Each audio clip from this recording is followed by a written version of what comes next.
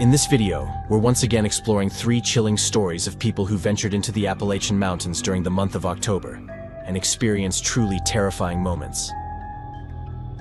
The first story left me genuinely unsure of what to think. If you have any idea of what might have happened, let me know in the comments. And the last one really made me reflect on how differently we all react when faced with danger. Thank you so much for being here and for choosing to support this channel. I truly hope you enjoy this video as much as I enjoyed reading and putting these stories together. If you have any suggestions, please leave them in the comments below. I'd love to hear from you. Now, dim the lights, get comfortable, and let's head back into the mountains. And remember, viewer discretion is advised.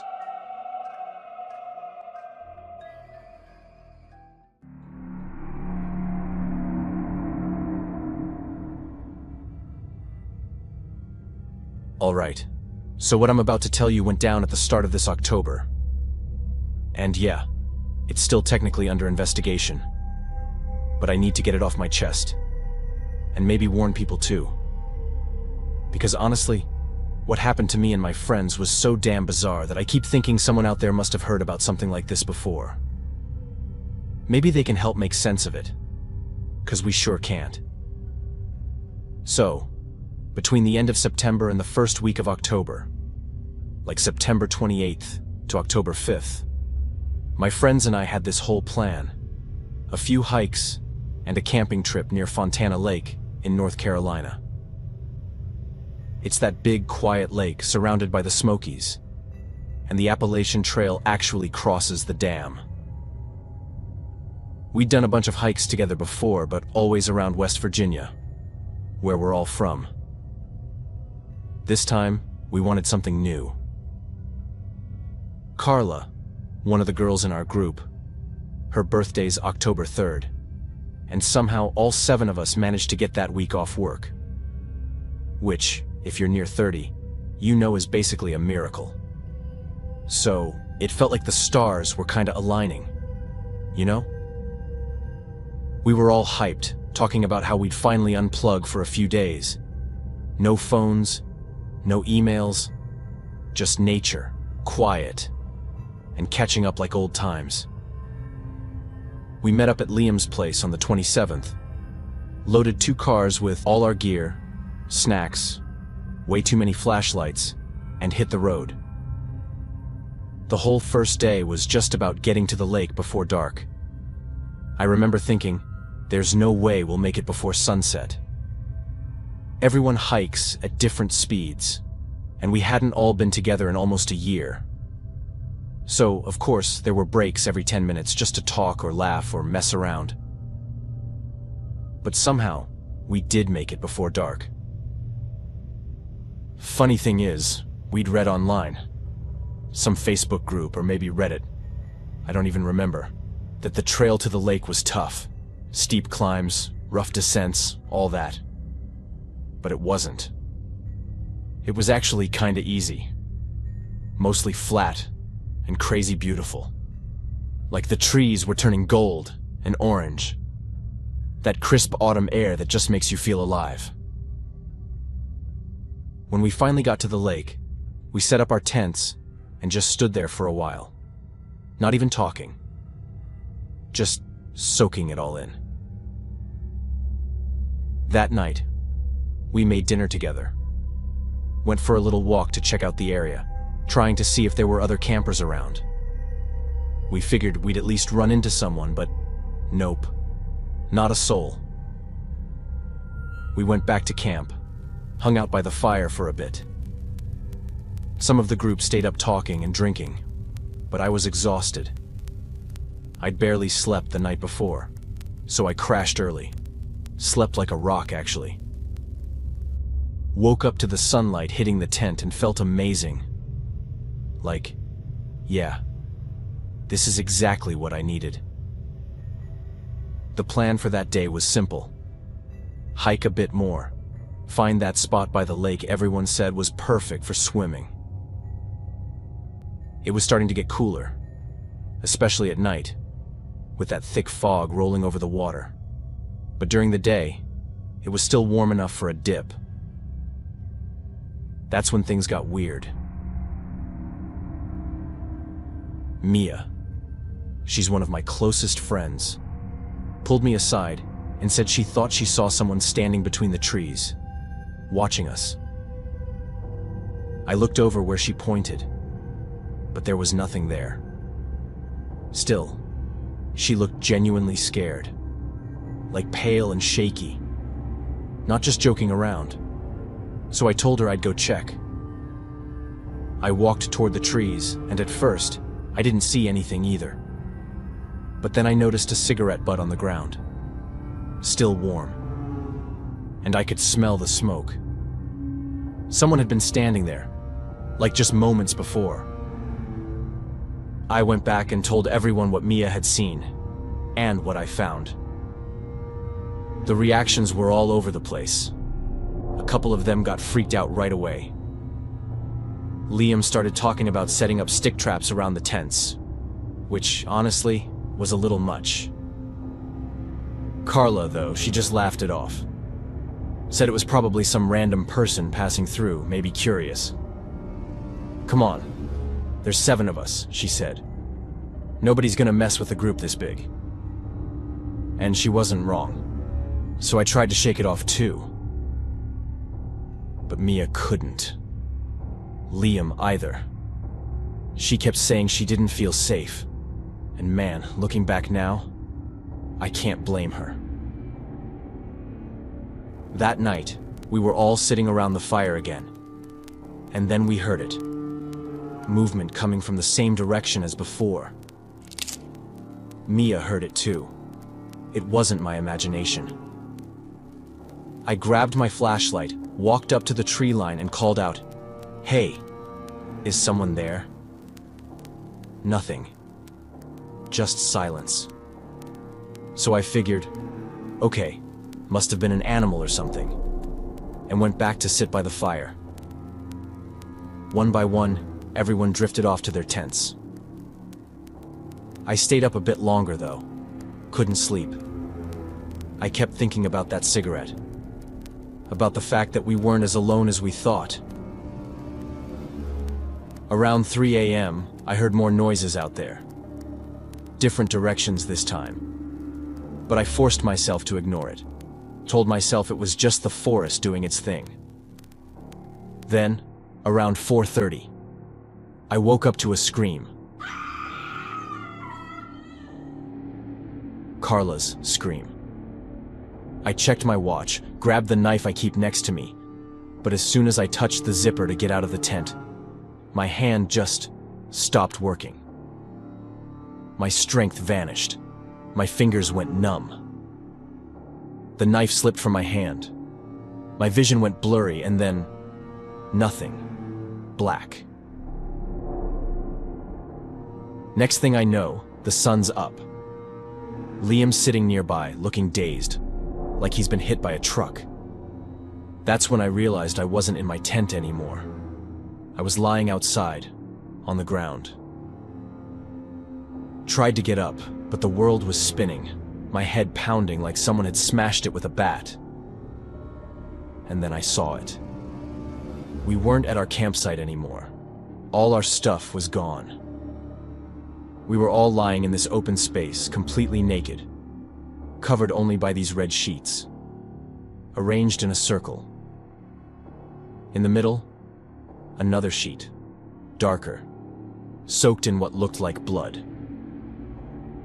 We started shaking each other awake, panicking, crying, trying to figure out what the hell had happened. Nobody remembered anything. Nothing. It took us hours to find our campsite again. And when we finally did, everything was there. Untouched. Like nothing had happened. Liam had brought this satellite phone, so we called the police. They came. Took us to a hospital. We were tested, checked over.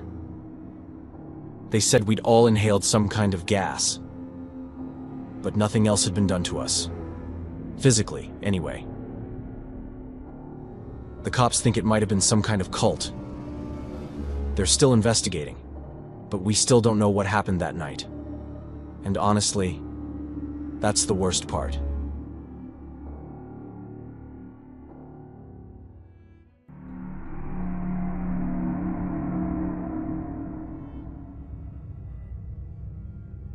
So this happened back in October 2012, up in the Appalachian Mountains, somewhere along the North Carolina side near Hot Springs. I don't want to be too specific because I still hike there sometimes, but I'll never camp in that area again. It was supposed to be a chill weekend. Just me, my cousin Jake, and our friend Tanner. We'd all grown up hiking together, and every fall we'd pick a new trail to camp out for a night or two. That year, the air was perfect. Cold enough for a hoodie, warm enough that you could sit around the fire without freezing. The leaves were that deep red gold color that makes the whole world look like it's on fire when the sun hits it. It's such a perfect time of year to go camping. We started late Friday and didn't make camp until near dusk. There was an old fire road we followed up the ridge and found this flat spot overlooking the valley. No cell service, no people, nothing. Just that quiet you only get deep in the woods, when even the wind sounds far away. Back then, satellite phones weren't really something you heard about, or at least we hadn't. So we didn't have one. We set up camp, got a fire going, made chili in one of those aluminum pots, cracked a few beers, all that. Jake pulled out a Bluetooth speaker, but after 10 minutes, he shut it off. Said it didn't sound right out there. I kinda got what he meant. You play music in a place like that, and it feels like you're breaking some rule. It's like the sounds of the forest are sacred, and you're just messing it up. We all agreed to turn off the music, and just enjoy what the forest and the trees were giving us. Around 11 p.m., Tanner said he saw a light moving across the ridge opposite us. It was small at first, like a flashlight bobbing through the trees. We all saw it. My first thought was hunters, or another group camping. But the light didn't move like a flashlight should. It wasn't swinging side to side. It just floated. Slow. Steady. Same height the whole time. That's probably not the best way to describe it, but I really don't know how else to say it. It moved in this totally steady, unnatural way. We joked about it being a ranger, or some dude walking alone. But after a few minutes, it stopped moving. Just sat there across the ridge, flickering a bit. At this point, it really looked like someone holding a light, and just staring right back at us. Jake yelled out, "Hey, you good over there?" But there was no response. Maybe we were too far for them to hear us from where the light was. Sometimes the wind changes how sound travels in the woods. Maybe that was it. We waited a minute, then two. The light didn't move. It didn't blink like a headlamp or flashlight should. I think Tanner got spooked first. He said it looked closer than before. I laughed, but when I looked again, I swear to God, it was closer. Not a lot, just a little lower on the ridge. But I'd been staring at it the whole time, and I could swear it hadn't moved. Once again, it didn't look like a movement a person would make. We all kind of went quiet after that. Nobody said we were scared, but I could feel it. That heaviness when your brain starts asking questions it doesn't want the answers to. Something that might be good to say is that we come from a part of West Virginia where there are a lot of superstitions, a lot of legends and stories about the Appalachians. When you grow up in that kind of environment, it's kind of impossible to believe everything's made up with no truth behind it. So, yeah. At this point, I gotta admit, we were all pretty scared. It's ridiculous to think about three dudes out in the woods getting freaked out over a light. But the setting was perfect for fear. And the light was weird. Unnatural. I swear if you'd been there, you'd understand what I mean. The light looked even closer than before. But then, out of nowhere, it just disappeared. Not seeing it was almost creepier than seeing it.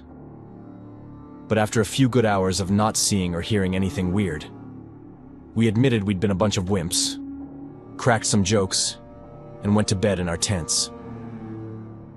Jake and I shared one. Tanner had his own about 10 feet away. The forest had its usual sounds.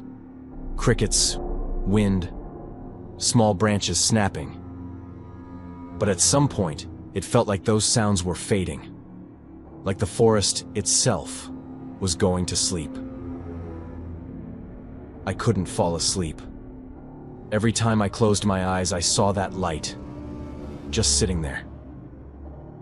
I didn't get why something so small had freaked me out that much. I must have dozed off eventually because around 2 a.m., I woke up because I heard crunching. Slow footsteps in the leaves. I thought it was Tanner taking a leak. But then I realized it was coming from the other direction, downhill, from the ridge. I sat up, trying to listen better, trying to really figure out what I was hearing. Jake was already awake. He asked me if I'd heard it too, but I didn't even need to answer. He knew I had. The steps were slow and careful, like whoever it was didn't want to be heard. Then they stopped, and all I could hear was breathing. Faint. Just outside the tent. Jake unzipped the tent real slow and stuck his head out with the flashlight. But there was nothing there. Just the trees and the dark. I swear I smelled something though, like wet wool and sweat. Then Tanner whispered from his tent, "Yo, who's out there?" We heard this sudden movement from his tent, like he'd punched the fabric. Whoever it was, took off. Fast. You could hear the crunching of boots crashing through leaves, getting farther away. He immediately came out of his tent and told us someone had been touching his tent, breathing on him. Someone had pressed their face against the tent, and he'd just punched them. As you can probably guess, we didn't sleep after that. We sat up with our knives and the hatchet by the fire pit till the sky turned gray. When morning came, we saw prints, boot prints, big ones, leading right up to our tent, then Tanner's tent, circling it twice, and then heading back toward the ridge. But how the hell had we not seen anyone? Just felt it. Jake had literally stepped out to check, but there was nobody there. We packed up and left as soon as daylight hit. Ate a quick breakfast, and just started moving through the trees toward the car. I remember Tanner kept looking back every few minutes like he expected to see someone following us. When we got back to the trailhead, there was this old beat-up pickup parked next to Jake's car. Nobody inside. And honestly, it looked completely abandoned. It looked miserable, like it had been rotting there for years. But the truth is, when we parked the car, it hadn't been there. I don't know who that was, or what they wanted. Obviously, the pickup might have had nothing to do with whoever messed with us at the campsite. Could have been a hunter.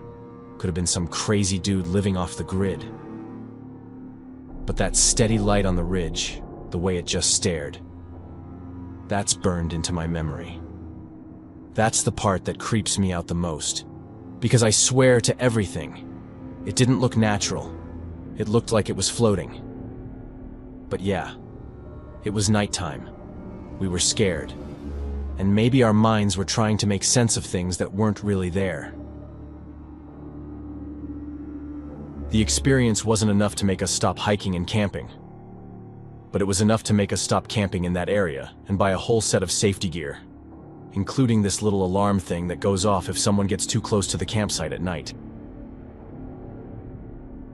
October in the Appalachians is beautiful, and I'd never want to scare anyone away from that area. What I told you is more like proof that there are some crazy things out there, and not every story ends as well as mine. A lot of them don't, and a lot of them we never even hear about. So if you're heading out to that area or anywhere else remote, always be prepared and never go alone.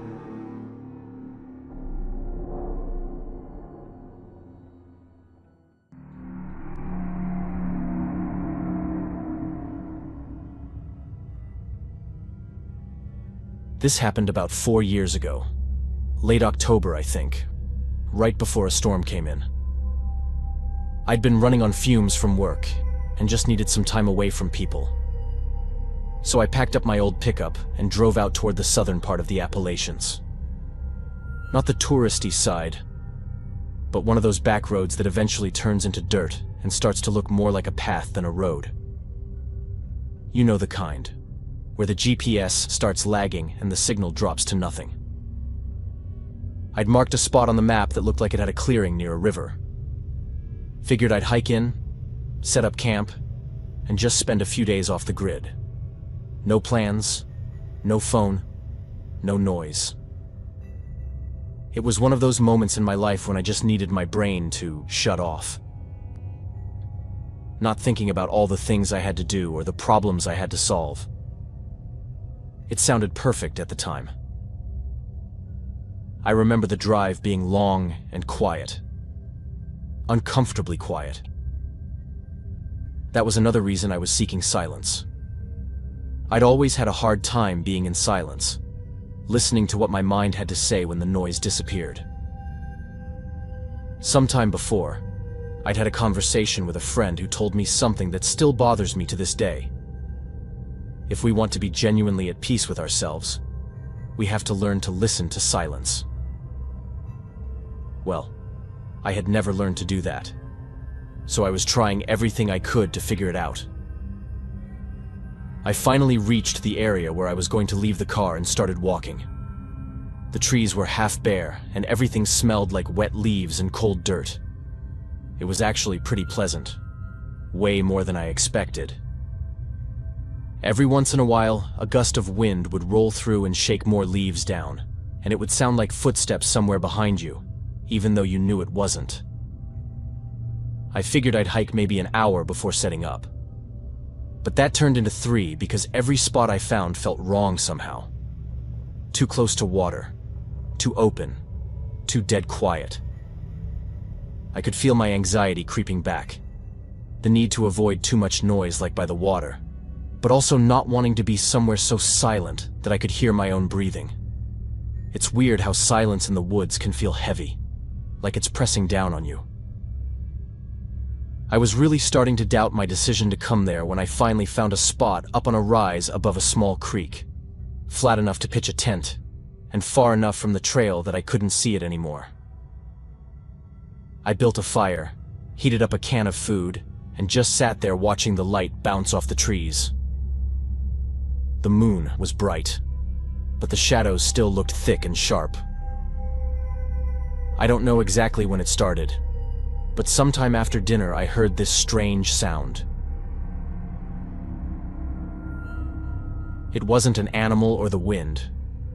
At least it didn't seem like it. It was this slow, scraping metal sound, like someone dragging a shovel or a crowbar over rock. It came from somewhere near the creek. I froze, just listening, waiting for another noise. But it stopped after a few seconds. I told myself it was probably junk shifting in the current, or maybe a deer stepping on something, but it didn't sit right with me.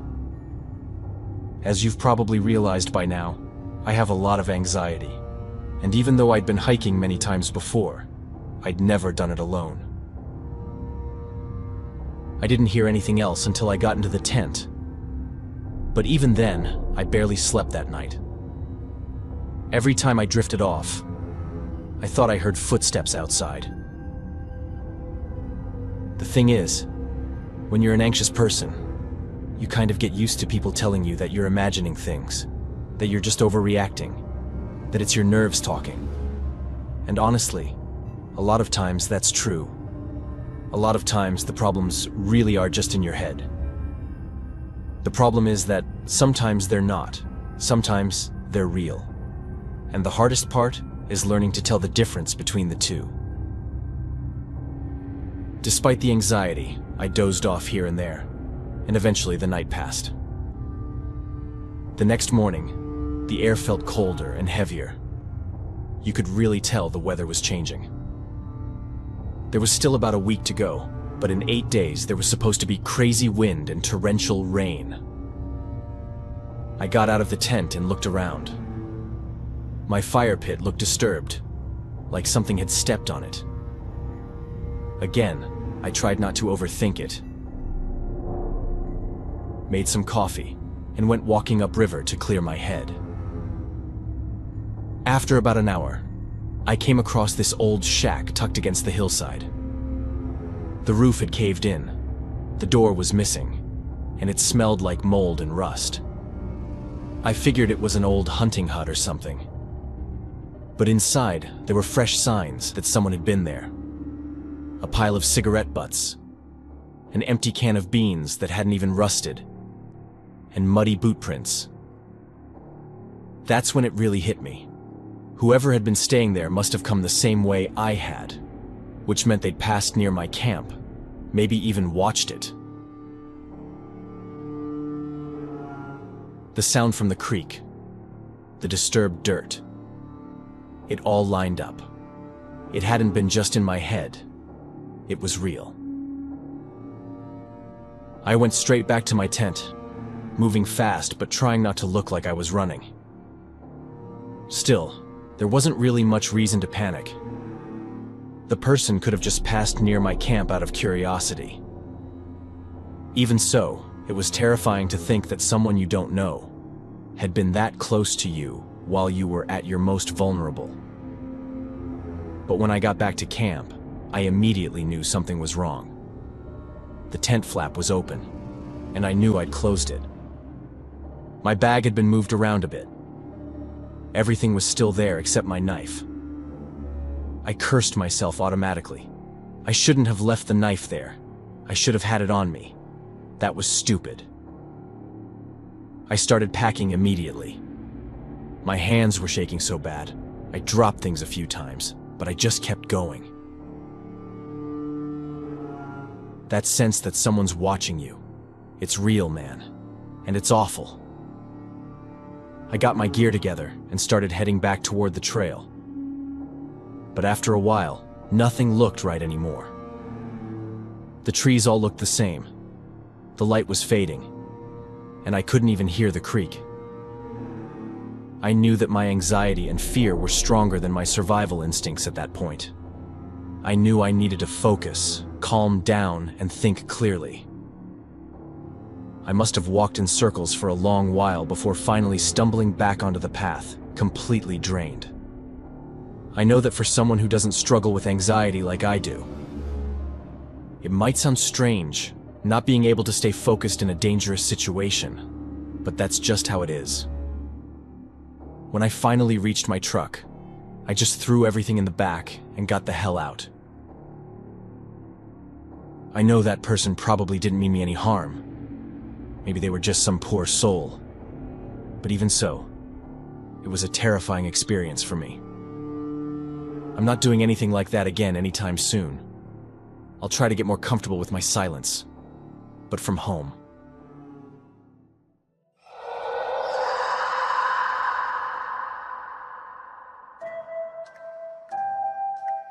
Hi everyone, and welcome to Horror Spectator.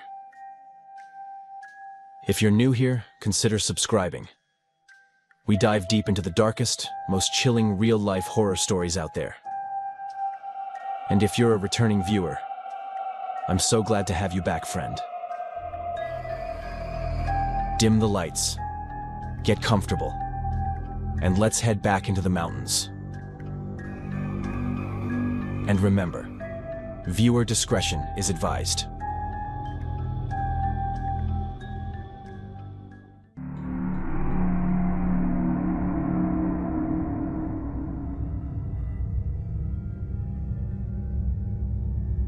About 6 years ago, my husband and I had an experience in the Appalachian Mountains that still freaks me out whenever I think about it for too long. We both lived through it, although I'm the one who had the most direct contact with whatever happened, which is why I'm usually the one telling the story. Neither of us are survival experts or anything like that. We've done plenty of hikes, a few climbs here and there, but we're not the kind of people who disappear into the wilderness for 2 weeks with nothing but a backpack. We always preferred renting cabins. It gives you a little more comfort, a little more protection, and honestly, it just makes the whole trip more enjoyable. For this particular trip, we had booked a cabin online that looked beautiful in the photos. It was tucked away in the mountains, surrounded by woods, and surprisingly affordable for how nice it seemed. A few weeks after making the reservation, and maybe 3 weeks before we were supposed to leave, I came across a post online. I think it was Reddit, although I'm not completely sure anymore. The person was talking about that exact cabin and claiming all kinds of strange things had happened there. Guests talked about hearing voices at night, seeing figures standing between the trees, feeling like they were being watched. Eventually, the discussion turned into people insisting the place was haunted. I've never really been the type to believe in that stuff. I'm not a particularly spiritual person. Ghosts aren't something I spend much time thinking about. If anything, I thought the whole thing was kind of funny. It was different, a little creepy in an entertaining way.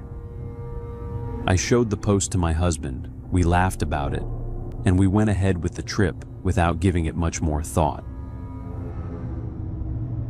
When we finally got there, the cabin was exactly what we'd hoped for. It sat slightly elevated off the ground because of the uneven terrain. There was an open area underneath supporting the structure, then a staircase leading up to the main floor. Above that was a second level with the bedroom and bathroom. It was perfect for the 5 days we planned on staying there. So, on that first afternoon, we got everything organized, unpacked our stuff, and made sure we were set up so we could spend as much time as possible outside, exploring the area. Now, there's one thing about my husband that I've never particularly liked, and that's his habit of going for walks in the middle of the night. I'm not talking about stepping outside for a minute or standing on the porch. I mean actually heading into the woods by himself after dark. I've always hated it, partly because I worry about him, partly because I don't enjoy being left alone in an isolated cabin in the mountains. I'm not even talking about other people. There are predators out there. There are accidents. It doesn't take much for something to go wrong when nobody is around to help. I've told him this plenty of times over the years. Because of that, he always tried to stay relatively close to wherever we were staying and never disappeared for very long. It was during one of those nighttime walks that all of this happened. I was upstairs scrolling through my phone when I started hearing noises coming from somewhere near the tree line.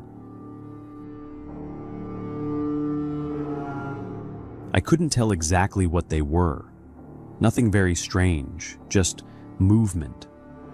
Branches shifting and leaves rustling.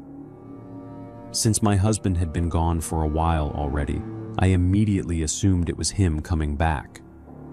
So I walked over to the window and looked outside. The woods were incredibly dark. There were patches where moonlight reached the ground, but most of the forest was swallowed by shadow. near the edge of one of those darker areas where I could barely make anything out. It looked like something was standing there. The first thing I felt was a chill, just this sudden feeling that something wasn't right. At the same time, I kept telling myself I was being ridiculous. The most logical explanation was that it was my husband. He'd been gone long enough that he was probably on his way back. But that feeling didn't go away. If anything, it got stronger the longer I stood there looking. I shifted slightly away from the window so I could still see outside without making myself obvious to whoever was out there. I've never liked being alone in isolated places, not because of ghosts or haunted cabins. I've always been more worried about actual people. Then whatever was standing there started moving toward the cabin. At first I couldn't make out who it was, but as it got closer, I felt a wave of relief. It was my husband. At least, it looked like my husband. For a second I felt stupid for being nervous, but that feeling lasted maybe 2 or 3 seconds before something else took its place. Because the closer he got, the more wrong he seemed. It wasn't his appearance.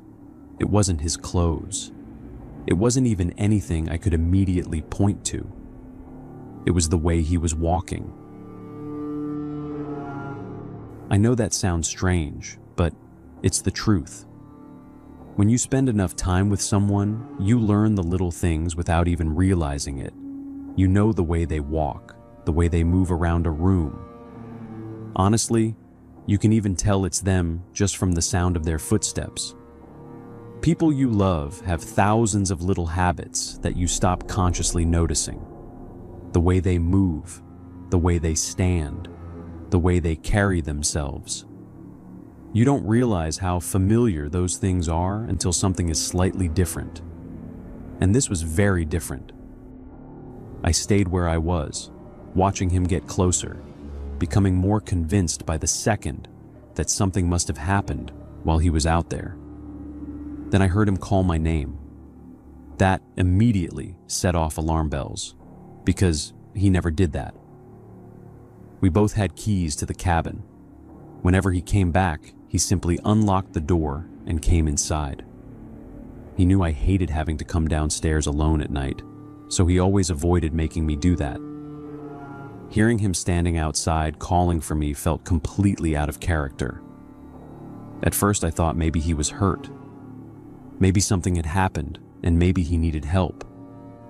So I left the window and headed downstairs toward the front door. One thing about that cabin was that the door had a large glass section near the top. If you pulled the curtain aside, you could clearly see whoever was standing outside. As I reached the door, I heard my name again.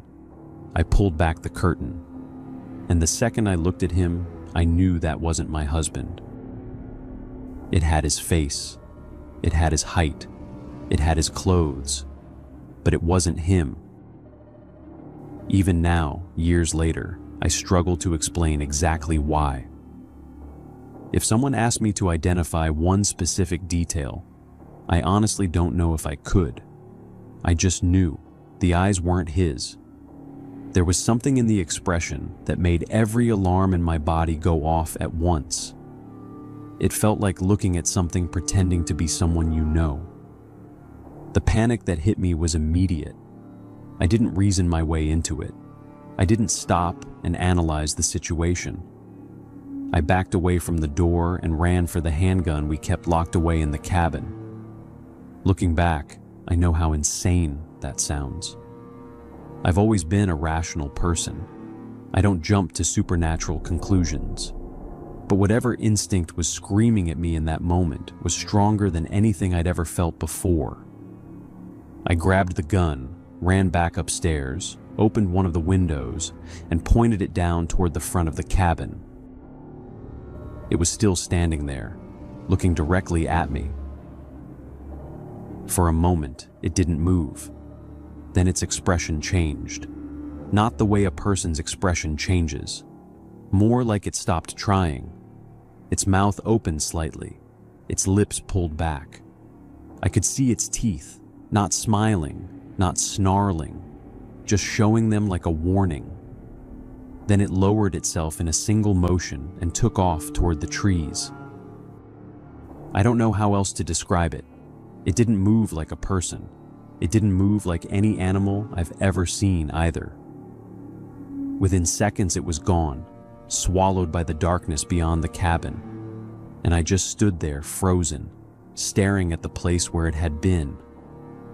Because whatever I had just looked at through that window, I knew one thing with absolute certainty. I can't really describe the kind of fear that hit me in that moment, because it wasn't just that I had seen something I couldn't explain. It was the realization that if that thing standing outside the cabin wasn't my husband, then where was he? Up until then, I had been focused on whatever was at the door, but the second it disappeared into the trees, my mind immediately went somewhere much worse. I started imagining him hurt somewhere out there in the dark, calling for help where I couldn't hear him, or worse. My thoughts were all over the place. Nothing felt rational anymore. For a long time, I just sat by the window, staring out into the clearing. I honestly don't know how long. Maybe 10 minutes, maybe 30. Time felt completely disconnected from reality. I kept scanning the tree line, trying to convince myself that what had happened could somehow be explained. But every time I tried to talk myself out of it, I would picture those eyes again and immediately feel sick. Then, right near the same section of woods where I had seen that thing disappear, I noticed movement. It wasn't much, just enough to catch my attention. The second I saw it, that feeling came back. The same cold dread, the same certainty that something was watching me. I kept staring at the trees, trying to figure out what I was looking at, when movement from a completely different direction caught my eye. Coming from the side of the cabin, only a short distance from the porch, I saw someone walking toward the house. The moment I saw him, I knew. The same way I had known the thing outside the door wasn't my husband, I knew this was. I can't explain how. I can't give you some logical reason. I just knew it was him. I threw the window open and yelled his name as loudly as I could. I told him to get inside immediately. I don't even remember exactly what I said. I was basically screaming at him to run. He looked up, saw how terrified I was, and immediately started moving faster. At almost the exact same moment, whatever had been moving among the trees burst out from the darkness. I saw it coming. My husband saw it too. 1 second, it had been hidden among the trees, and the next, it was crossing the clearing toward him. He sprinted the last few yards to the cabin. I remember hearing his boots hit the wooden steps. I remember fumbling for the lock. I remember him practically throwing himself through the doorway. And right as the door slammed shut, something hit it from the outside. The entire cabin shook. Not enough to break the door, but enough that I felt it through the floor. Then it happened again.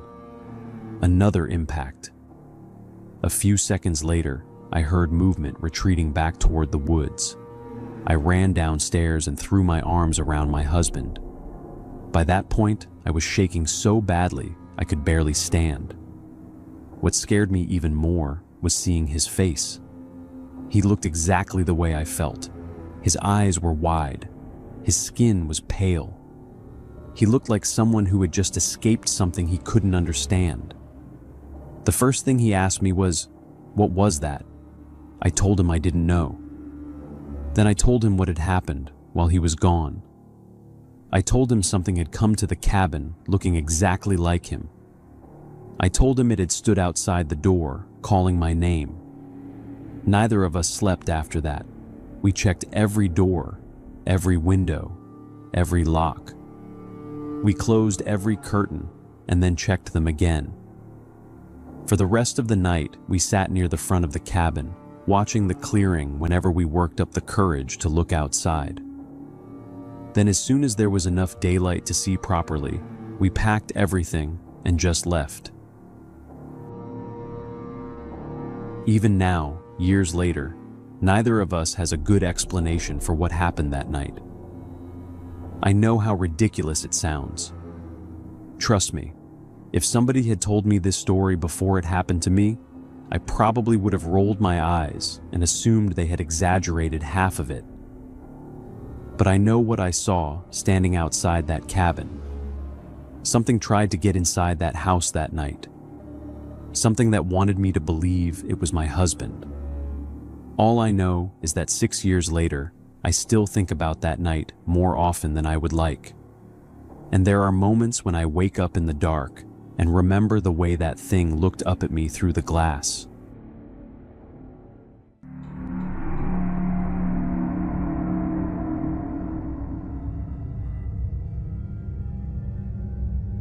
What I'm about to tell you happened around 7 years ago, give or take, and it's one of those things that never really leaves you. It comes back to me more often than I'd like, usually at night, and it unlocked a kind of fear in me that I didn't even know I was capable of feeling back then. Nothing like it has ever happened again. Not before, not after. Which almost makes it worse in a way, because I don't have anything to compare it to, no pattern, no explanation, just that one experience sitting there in the back of my mind. I've heard other people talk about similar things, and sometimes it all starts to sound repetitive, like the same story being told in different ways. But for me, it was just that one time, and it was enough to leave a mark that never really faded. This took place in the Appalachian Mountains, although I'm not even sure the location itself was the main factor. I've seen people describe things like this happening in their own homes, in places that should feel safe. So maybe it's not about where you are as much as it is about something else. Still, for me, it happened out there in the middle of the forest, completely exposed, and I do think that added another layer to it. I'm from Texas. I like to hike and climb every now and then, but nothing on that level, nothing like that terrain, and definitely nothing with that kind of reputation. So going alone was never even an option. I went with a friend of mine, Dorian. He's one of those people who's always up for anything, a bit more reckless than me if I'm being honest. The kind of guy who says yes before thinking twice, so I already knew I wouldn't have to convince him too much. We planned the trip for the end of a Thursday. The idea was to drive through the night, get there sometime around midday on Friday if everything went smoothly, and then just get moving right away. We knew we'd be getting there a bit tired, but we didn't want to waste time. The plan was simple.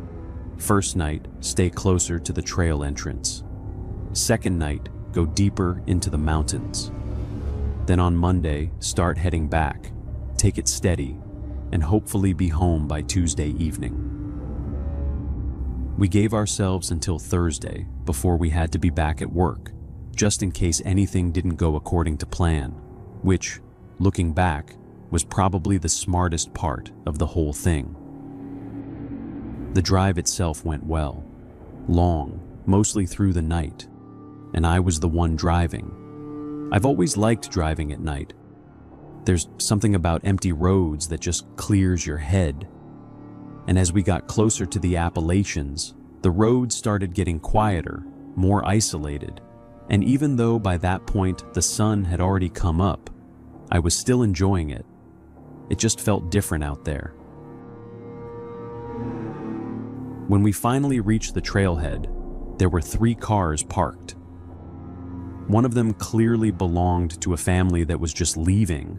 They were loading things up, kids running around, that kind of scene, and it looked like they had come in 2 vehicles. So once they left, it was just us and one other car. I had heard the trail was usually pretty popular, but I guess we went at a time of year when it wasn't as busy. We didn't waste much time and started hiking almost immediately. We were keeping a good pace, even though we didn't do this kind of thing all the time. We were both around 25 back then, in good shape, spent time at the gym, so physically we were fine, and we managed to cover a decent distance that first afternoon.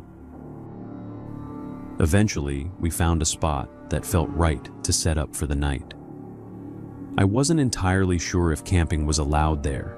There are always those restrictions depending on the area, but we stayed as discreet as possible.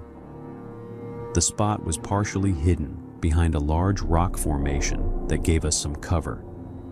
Right in front of it, there was a small creek, and I remember thinking how perfect that was, because I've always liked falling asleep to the sound of water or forest noise. There was also a small clearing, just big enough for us to settle in comfortably, so overall it felt like we got lucky.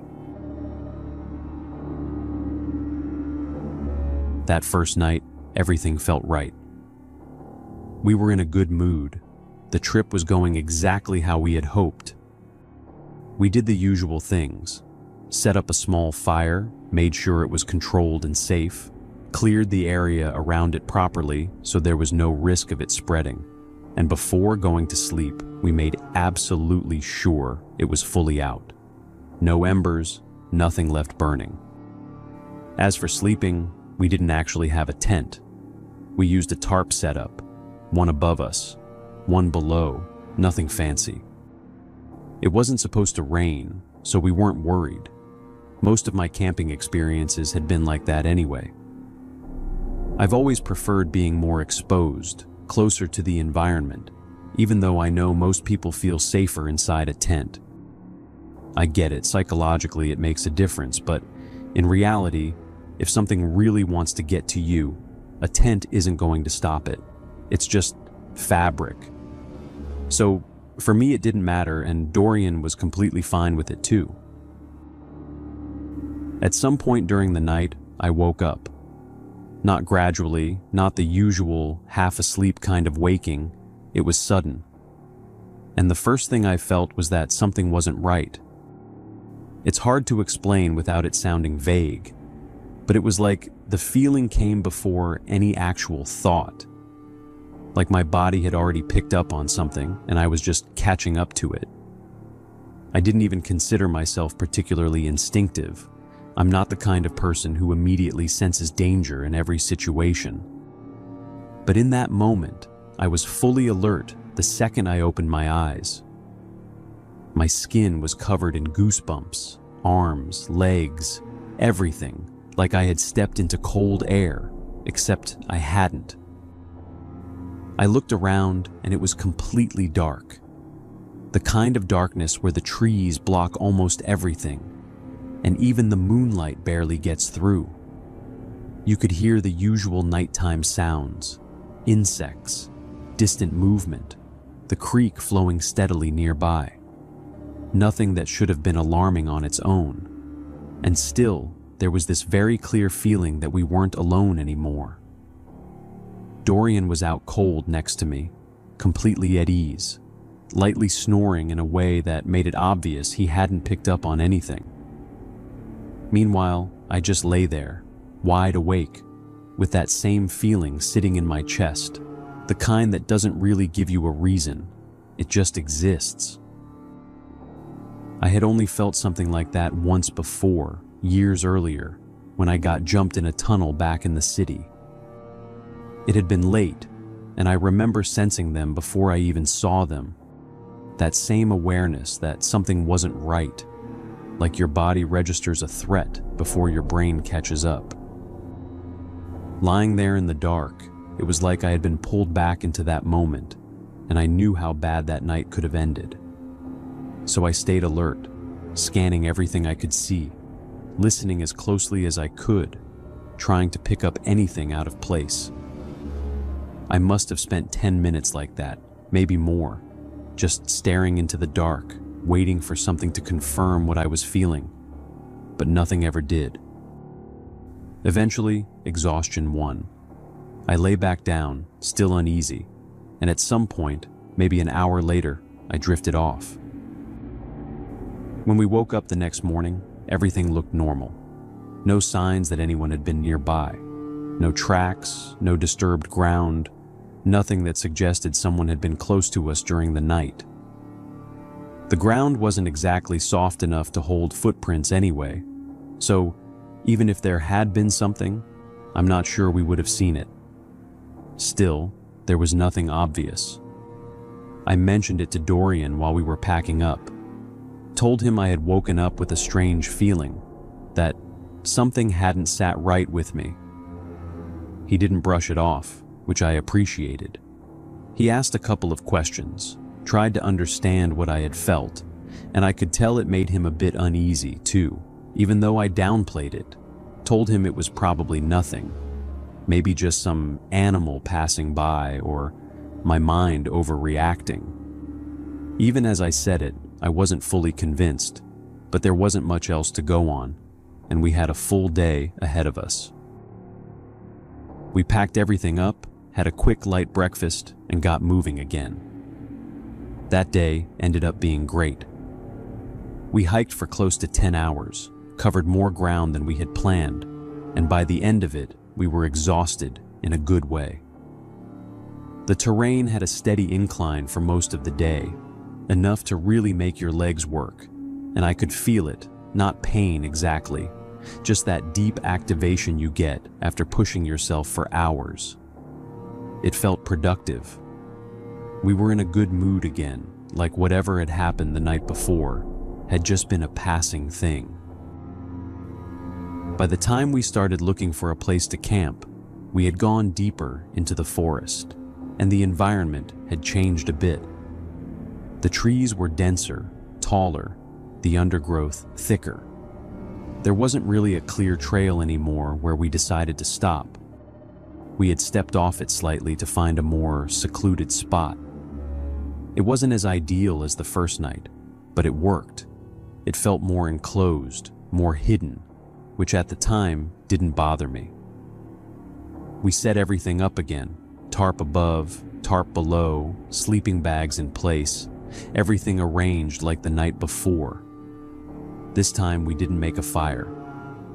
There was a bit of wind, and even though it wasn't strong, it was enough to make me uncomfortable with the idea. Dry leaves, warm air, it only takes one mistake.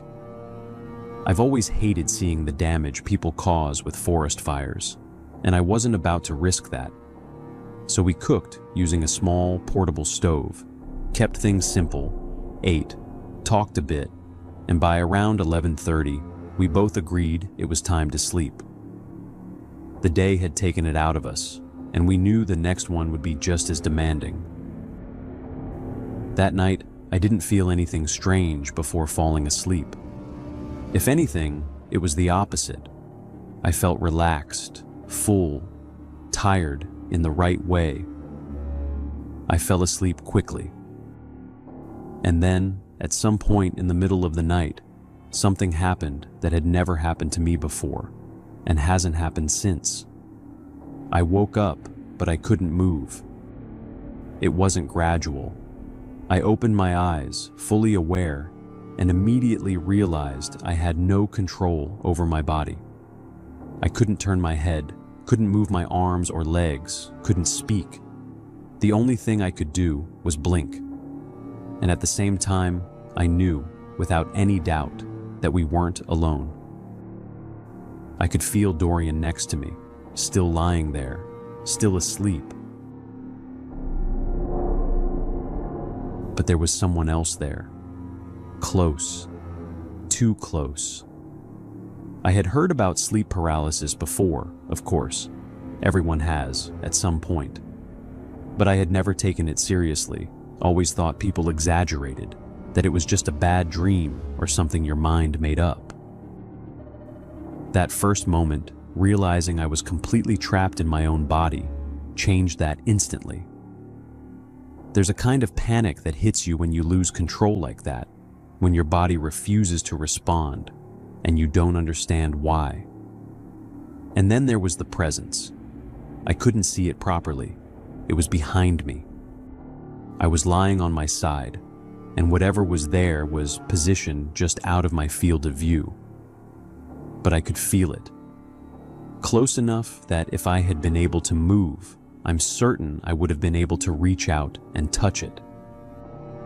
I could sense it shifting slightly, not in a rushed way, more like it was adjusting its position, aware of me, aware that I was awake. At one point, I was convinced it leaned in closer. There was this overwhelming sense that it was right there, almost studying me, and I had no way to turn around, no way to confirm what it was, no way to defend myself if it decided to do anything. That's what made it unbearable, not knowing, feeling exposed in a way I had never experienced before. Dorian didn't move, not once.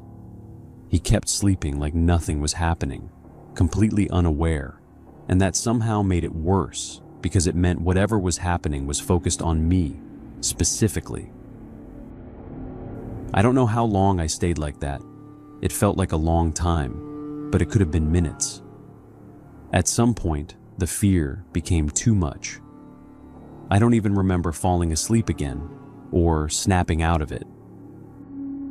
The next thing I remember is waking up in the morning, and I felt awful. Not just tired, but completely drained, like I had spent the entire night running.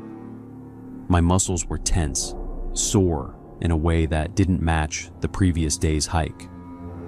I've pushed my body plenty of times before. I go to the gym regularly. I know what physical fatigue feels like, and this was different. It felt like my body had been locked in tension for hours. I told Dorian everything, every detail. Again, he didn't dismiss it. He looked concerned, asked if I wanted to head back, said we didn't have to keep going if something felt off. And this time, I didn't hesitate. I told him I wanted to leave, right then. We packed up quickly, no second guessing, just focused on getting out of there. And as I was taking down the tarp, I noticed something on the ground, near one of the trees. A cigarette, just lying there. I don't know if it had been there the night before. I don't know if we had missed it. It could have been old. There's no way for me to say for sure. But in that moment, seeing it there, it felt like confirmation of something I didn't want to accept, like we hadn't been alone. We left as fast as we could. Nothing was missing. Neither of us had been physically harmed. No direct interaction, nothing that could be clearly explained. And still, that night stayed with me. I didn't sleep the following night, not even for a minute. I was too on edge, too afraid of it happening again. But it never did. Not then, not in the 7 years since. I don't know why it happened that night. I don't know if it was just sleep paralysis, or if something else was actually there with us. I know what I felt. I know how real it was. And I know it didn't feel like a dream. Whatever it was, that was the most terrifying night of my life.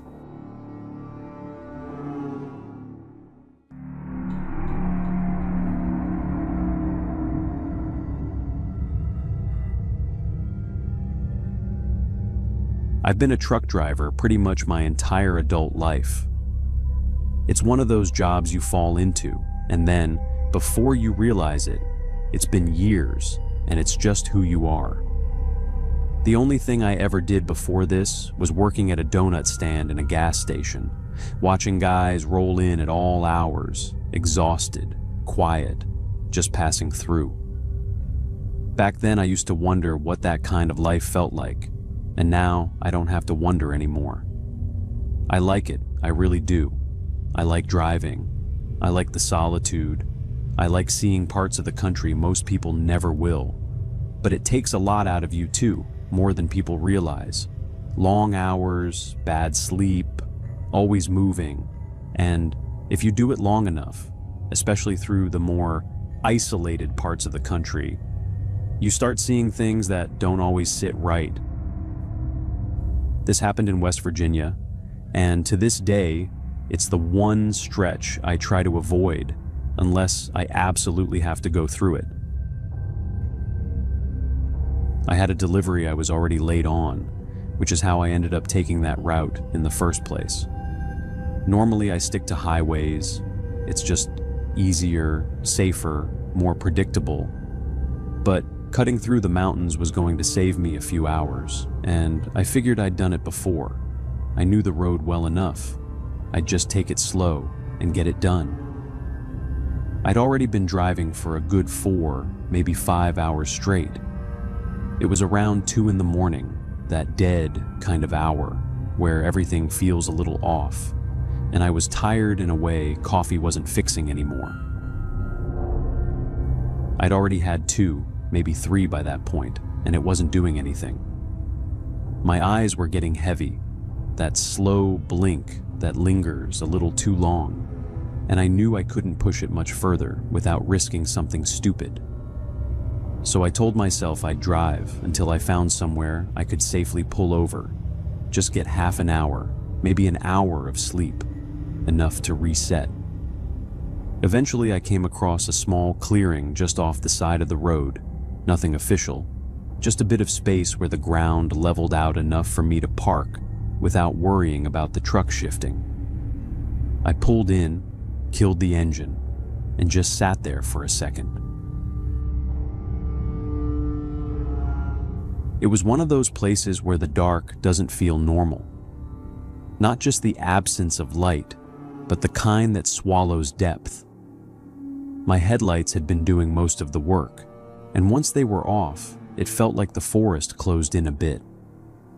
Before lying down, I stepped out just to stretch my legs. That's when I thought I heard something coming from deeper in the trees.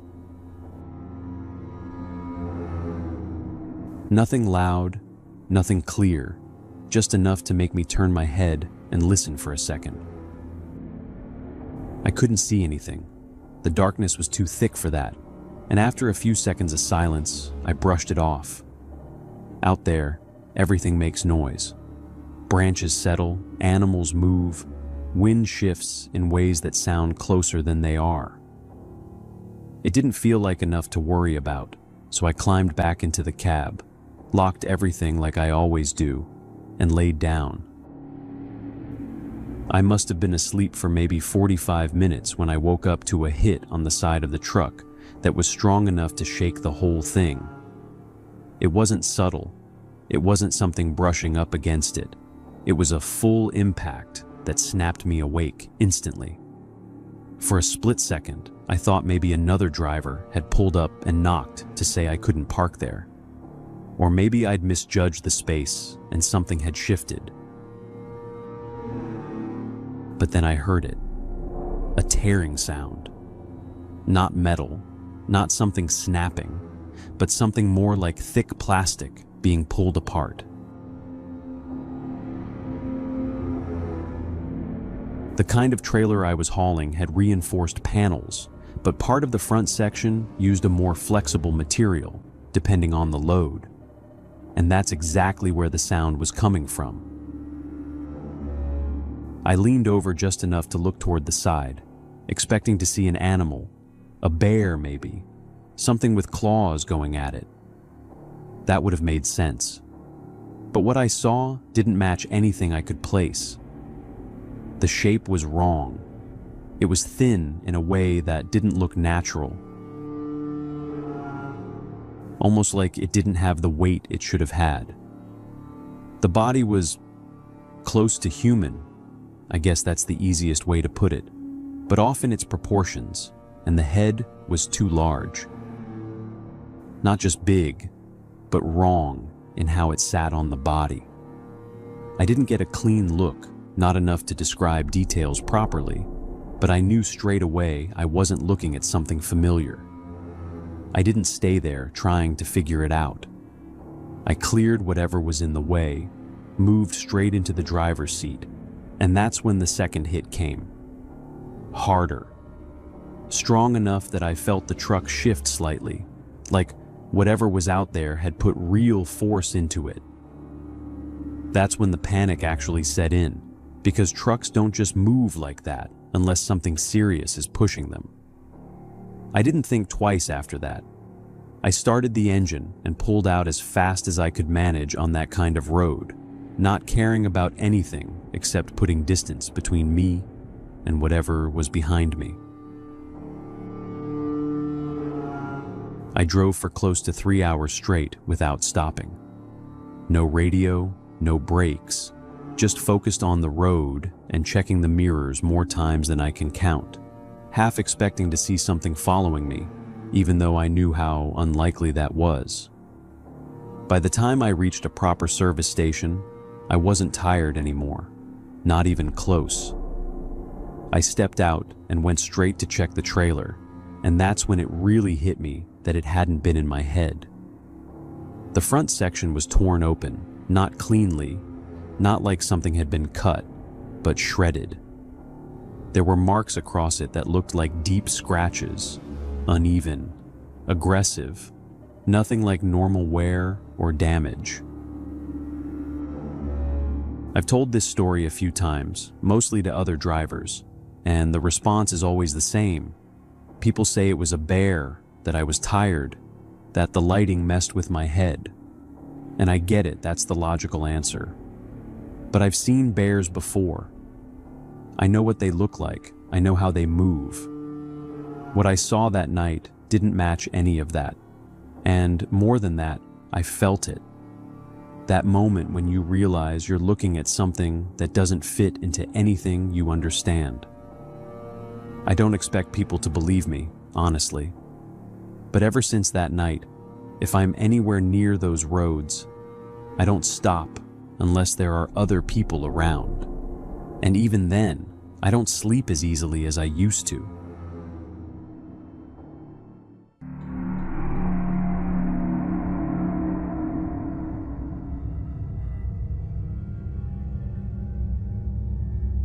I don't really know the best way to start this without it sounding like I'm setting something up.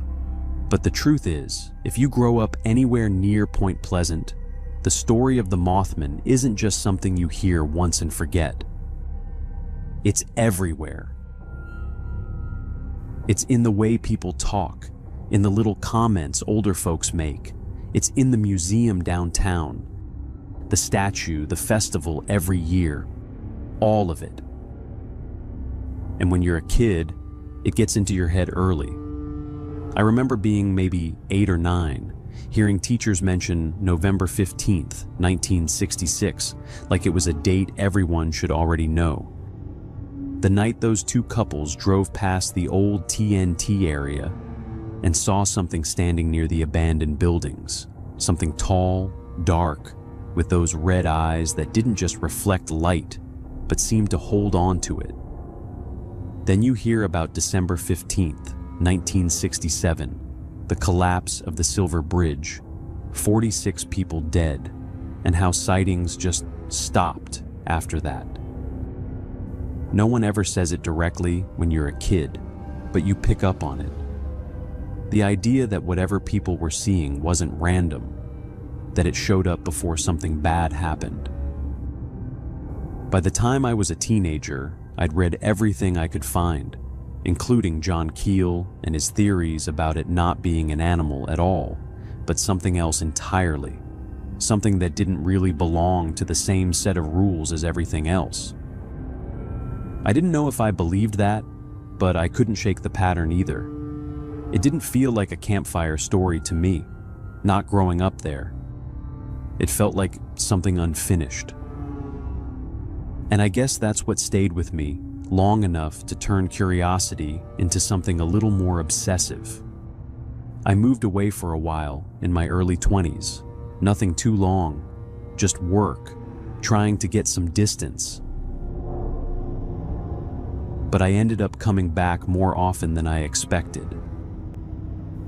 And every time I did, I'd find myself driving out toward the old TNT area without really planning to. It doesn't look like much if you don't know what you're looking at. Just stretches of woods, old concrete domes half sunken into the ground, roads that don't really lead anywhere anymore. But if you've grown up hearing what happened there, it feels different once you're inside it. Like the place never fully let go of whatever drew people there in the first place. A few months ago, I decided to stop circling around it and actually spend a night out there. Not in a reckless way, I told myself, just to see what it felt like when you stayed long enough for the quiet to settle in. Living in the Appalachian mountains, camping and long hikes were nothing new to me.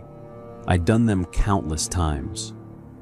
I packed light, brought a small tent, and set up a little off the main path, far enough that I wouldn't be visible from the road, but close enough that I could still orient myself if I needed to leave quickly.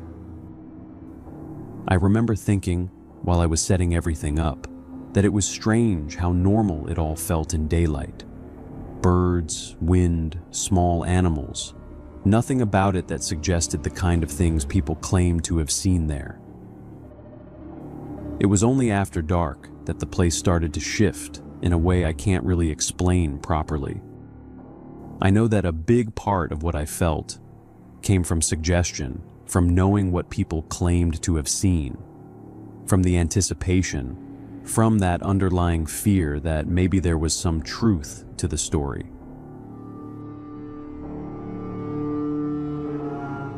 That doesn't necessarily mean anything had actually changed, but it felt real to me. And every hair on my body stood up. It wasn't sudden either. It happened gradually, as it kept getting darker and darker until it was full, absolute night. As it got darker, I also started to notice the silence settling in. The kind of silence that doesn't feel empty, more like everything else has stepped back. As strange as it sounds to say it out loud, that's exactly what I felt.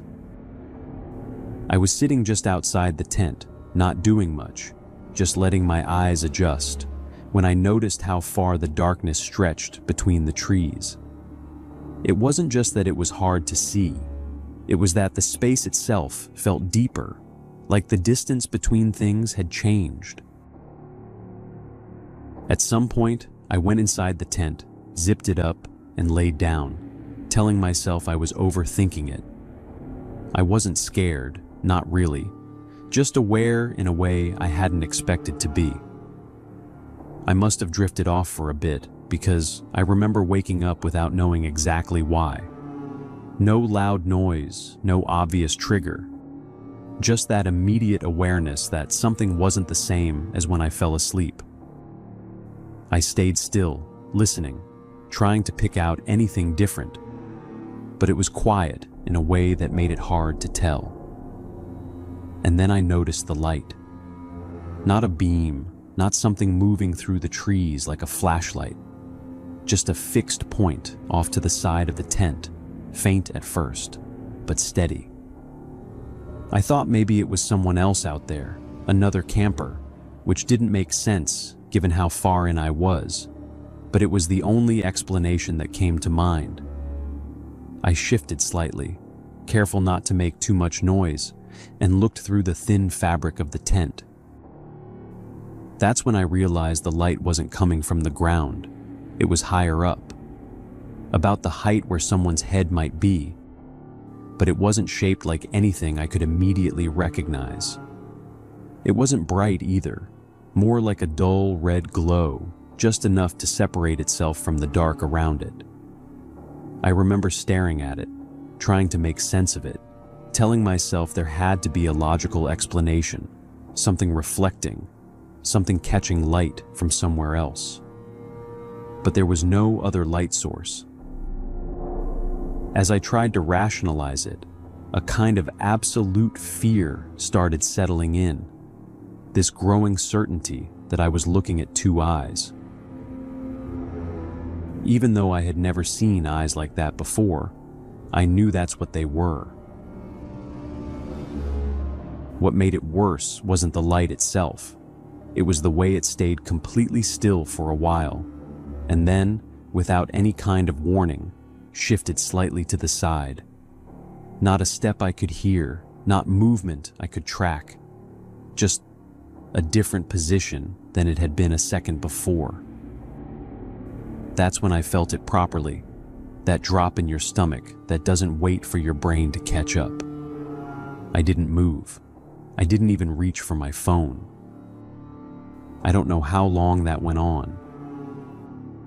At some point, I realized there wasn't just one.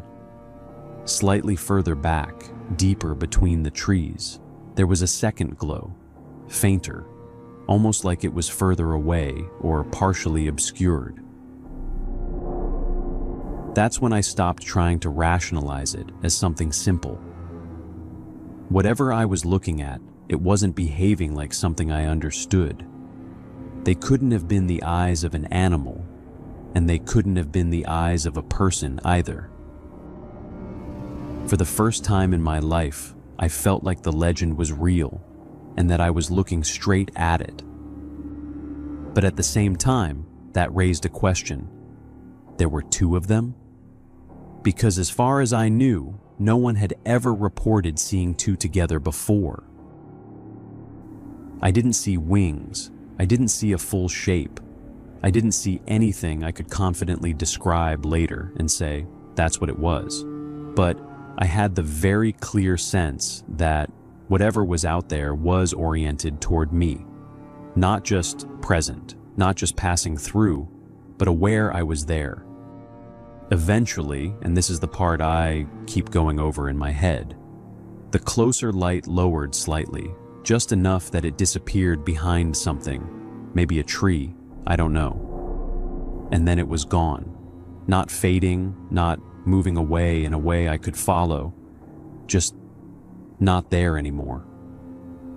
The second one lingered a bit longer, then that too was gone. The forest didn't return to normal right away either. It took time for the usual sounds to come back, like something had been holding them back. As cliché as I know this might sound, it's exactly what happened. The sounds faded away completely, and then they started coming back again. I didn't sleep after that. I stayed in the tent until first light, packed up as soon as I could see properly, and left without really looking back. I didn't run, I didn't panic, but I didn't take my time either. The whole way out, I kept expecting to notice something I'd missed, some sign on the ground, some clear indication that there had been something there with me. But I didn't find anything. I've thought about it a lot since then, probably more than I should.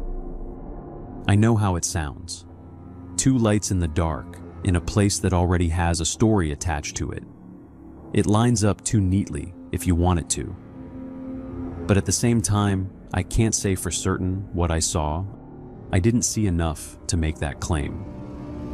All I know is that the feeling people describe, that sense of something watching, something present before anything actually happens, that part I understand now in a way I didn't before. And the thing that bothers me isn't even what I might have seen. It's the pattern I grew up hearing about, the idea that it shows up before something else does.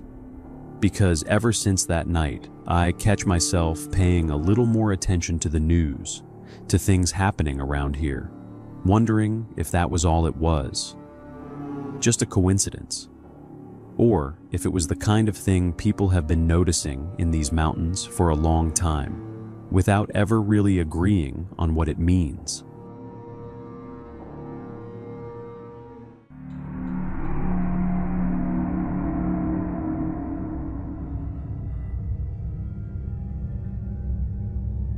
The story I'm about to tell isn't very long, partly because I'm not great at putting things into words, and partly because what happened was strange and unsettling, but also, in a way, very simple.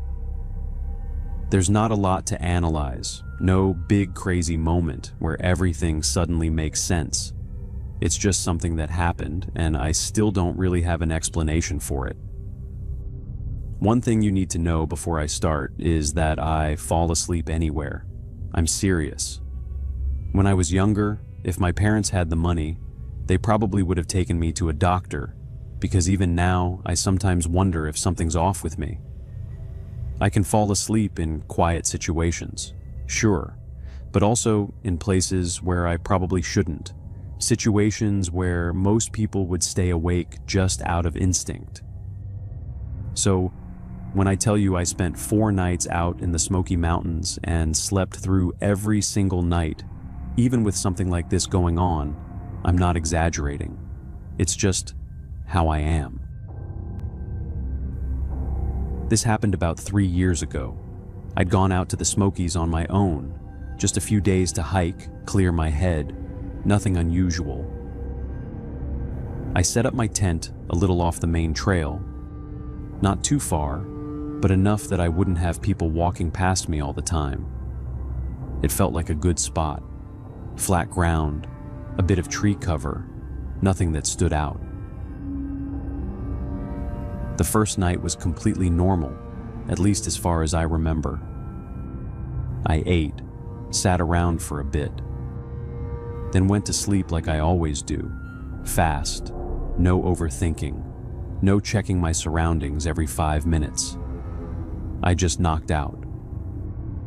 When I woke up the next morning, the first thing I noticed was that my tent zipper was slightly open. Not wide open, just enough that it caught my attention. I remember thinking that maybe I hadn't closed it properly the night before, even though I usually double-check that kind of thing. It didn't feel like a big deal. Then I stepped outside. Right in front of the entrance to my tent, maybe a foot or two away, there was a small wooden cross stuck into the ground. It wasn't big, maybe the length of my forearm. 2 pieces of wood tied together, nothing fancy, but clearly made by someone. It wasn't something you'd just find lying around like that. I stood there for a while, just looking at it, trying to make sense of it. I pulled it out of the ground, set it off to the side, and went on with my day. I've had way more disturbing things happen in these mountains before, so I just brushed it off. Clearly, no one had actually hurt me. Maybe it was some kind of weird cult or something like that, but as long as I got out of there, everything would be fine. I hiked for hours, didn't see anyone, didn't hear anything unusual, so by the time I got back to my tent that evening, I'd already kind of forgotten about it. Second night, same thing. I went to sleep without any issues. And again, I woke up the next morning with the zipper slightly open. That alone made me pause a bit longer this time. I knew I had closed it. I was sure of it. But still, I tried to rationalize it. Maybe I'd moved in my sleep. Maybe the zipper had slipped a little. It didn't make sense, but it wasn't impossible. Then I stepped outside and there was another cross. Same size, same kind of wood, same placement, right in front of the entrance. At this point, I'm not gonna lie and say I was fine. I wasn't. It was pretty clear someone had followed me and done exactly the same thing as the night before. What bothered me the most wasn't even the cross. It was the idea that someone might have been standing there, watching me while I slept. I looked around immediately, like properly looked, scanning the trees, listening for anything, but there was nothing. No signs that anyone had been nearby. The ground wasn't soft enough to leave clear prints, so I couldn't even check that. I remember standing there thinking, okay, someone has to be messing with me. There's no other explanation. Someone had come up to my tent while I was sleeping, opened the zipper just enough to see me sleep, placed that cross, and left without waking me up. I didn't like that thought at all, but at the same time, I didn't leave. I don't know why. Maybe because nothing had actually happened to me. No one had tried to get in, nothing had been taken, I hadn't been hurt. It just felt weird, not dangerous, at least not in a clear way. So, I stayed. Third night, I went to sleep again, even with all that in the back of my mind. Same thing in the morning, zipper slightly open, another cross in the exact same spot. At that point, there was no more trying to explain it away. Someone had been there, not once, not twice, but 3 nights in a row. Close enough to touch my tent, close enough to open it, even just a little. And I had slept through all of it. I didn't stay for a 4th night. I packed everything as fast as I could, didn't bother with breakfast, didn't take one last hike, nothing. I just left. I never saw anyone.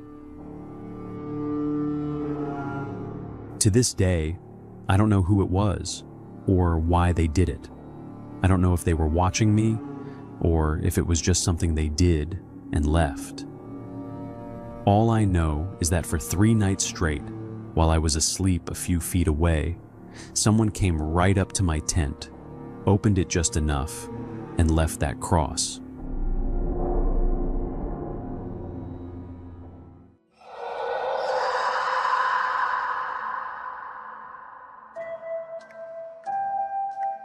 Hi everyone, and welcome to Horror Spectator. If you're new here, consider subscribing. We dive deep into the darkest, most chilling real-life horror stories out there. And if you're a returning viewer, I'm so glad to have you back, friend. Dim the lights, get comfortable, and let's head back into the mountains. And remember, viewer discretion is advised.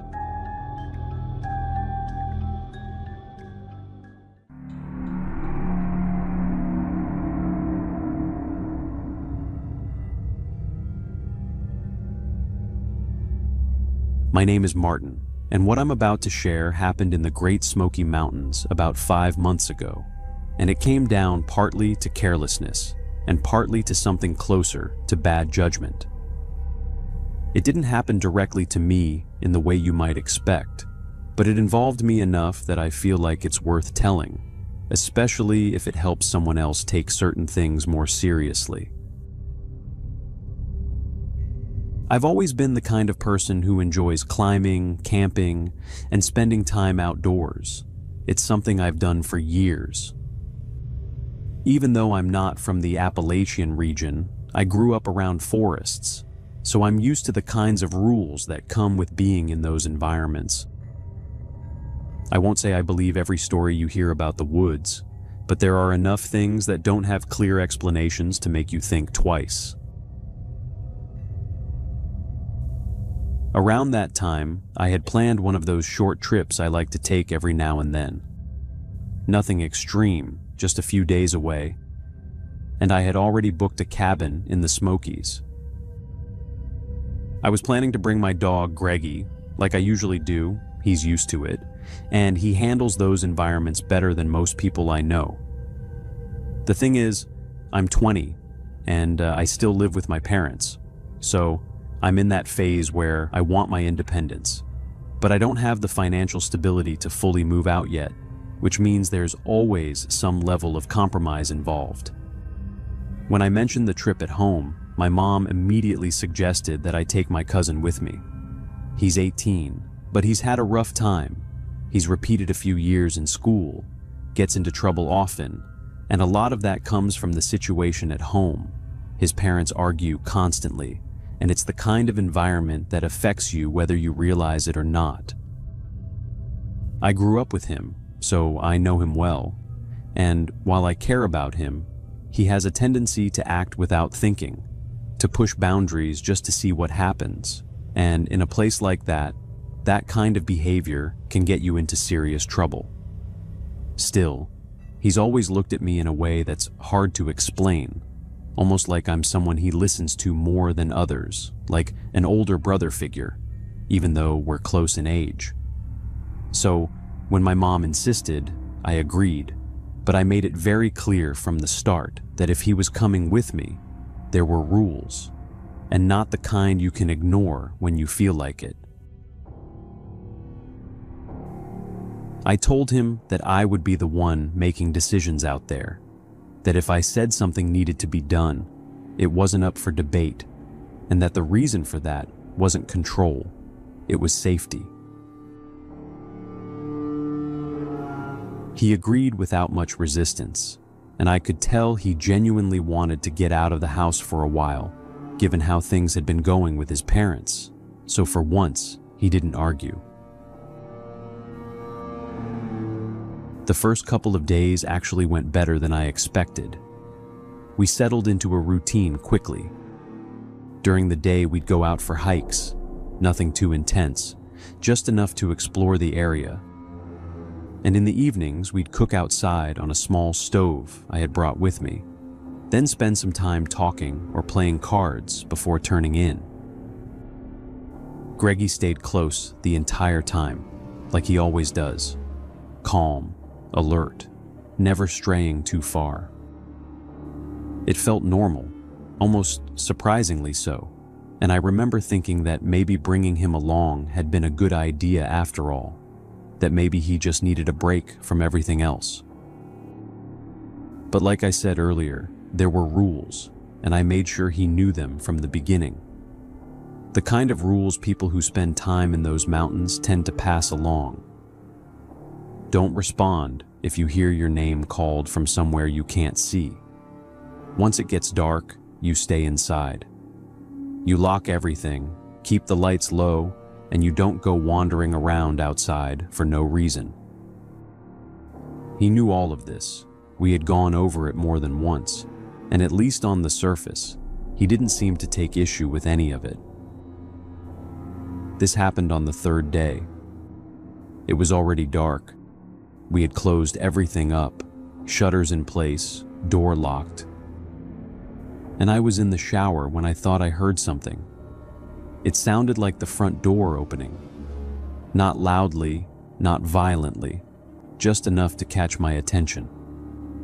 I paused for a second, trying to make sure I hadn't imagined it. Then I rushed a bit, finished up quickly, and called out to my cousin, asking what he was doing. There was no response, no movement, no voice, nothing at all. I stayed there for a moment longer, trying to listen, holding still, focusing on every small sound. But there was nothing. I was finishing up, drying off as quickly as I could, already feeling that something wasn't right, when I heard it. A whistle, short, clear, close enough that there was no mistaking it. That was the exact moment my body tensed. It wasn't just the sound itself, it was the certainty that came with it. I knew that whistle had come from my cousin, and I had made it very clear before we even arrived that this was one of the things we did not do. We don't respond to whistles, and we don't make them, not out there, not at night, not under any circumstances. Combined with what I thought I had heard earlier, the door opening, the idea that it might actually be open now hit me all at once, and I didn't stop to think. I didn't even get dressed properly. I just grabbed a towel, stepped out, and rushed downstairs as fast as I could. When I reached the bottom, I saw it immediately. The front door was open. I ran toward it, trying to understand what was happening, calling out for my cousin. And then I saw him coming out from the edge of the forest, saying he was a bit concerned because he had opened the door to let my dog out, and now he wasn't coming back.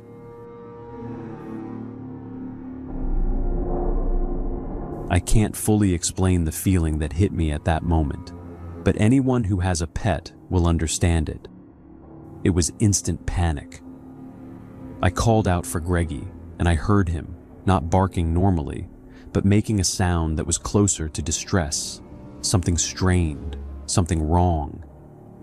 I didn't hesitate. I ran back inside, grabbed the firearm I had brought with me, and went straight toward where I had heard him. I found him on the ground, lying still, with a deep cut across his leg. At the same time, I had the sense that something was very close to us, something just out of sight, but there was no time to process it. I picked him up immediately and ran back toward the cabin, shouting at my cousin to get inside. We got in, shut the door, and locked everything. By then, he had already realized the situation he had put us in. He kept apologizing over and over, saying he knew he had made a mistake. I didn't respond to that, not because I didn't hear him, but because I knew I was too angry to say anything useful in that moment, and there were more urgent things to deal with. I focused on getting the first aid kit and doing whatever I could for Greggy.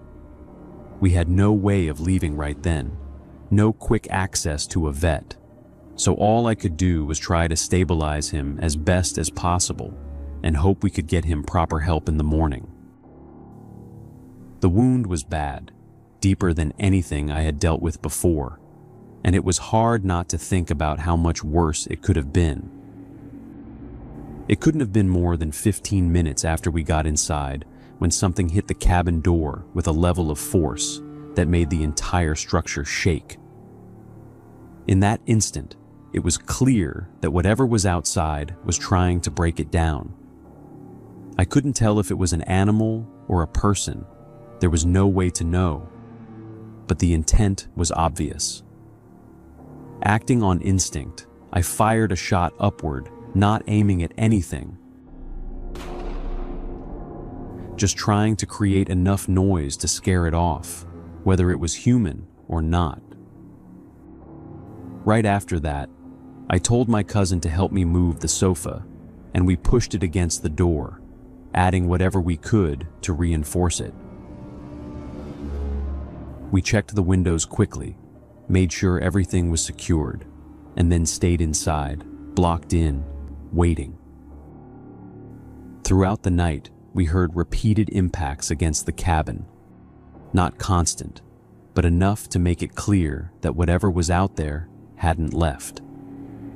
There were also sounds moving around the structure, pacing, shifting position, always just beyond what we could see.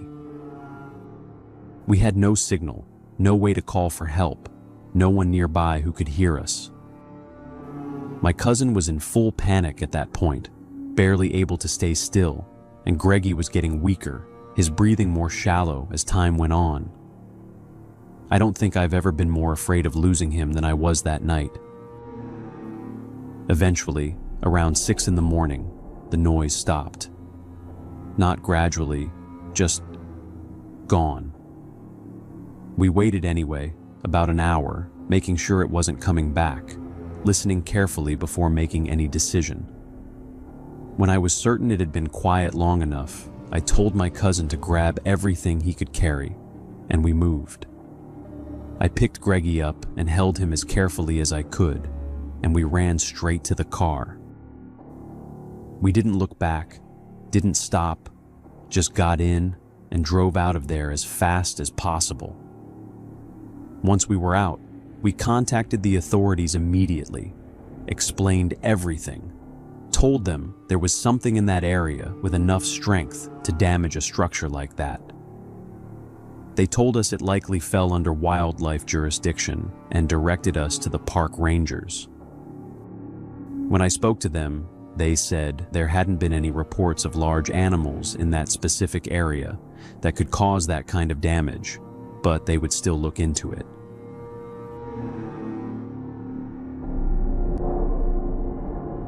The owner of the cabin was also informed.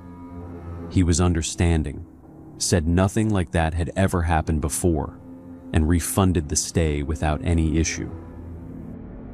Greggy survived. He still has a large scar on his leg to this day. The vet couldn't say exactly what caused the wound, only that it resembled something like a claw mark, but also mentioned that if it had been something like a bear or a mountain lion, the chances of survival would have been much lower. We never found out what it was. Later on, I had a proper conversation with my cousin. He apologized again, said he knew he had made a mistake. I asked him why he opened the door, and he told me Greggy had been acting restless, stressed, and he assumed he needed to go outside. He didn't think any of the warnings really mattered, didn't believe anything could actually happen. Since then, I've talked about this with a few people, and one comment in particular has stayed with me. Someone said that maybe whatever was out there wasn't trying to take the dog at all, that maybe it was using him to draw one of us outside. I don't know if that's true. I only know it's not something I've been able to forget.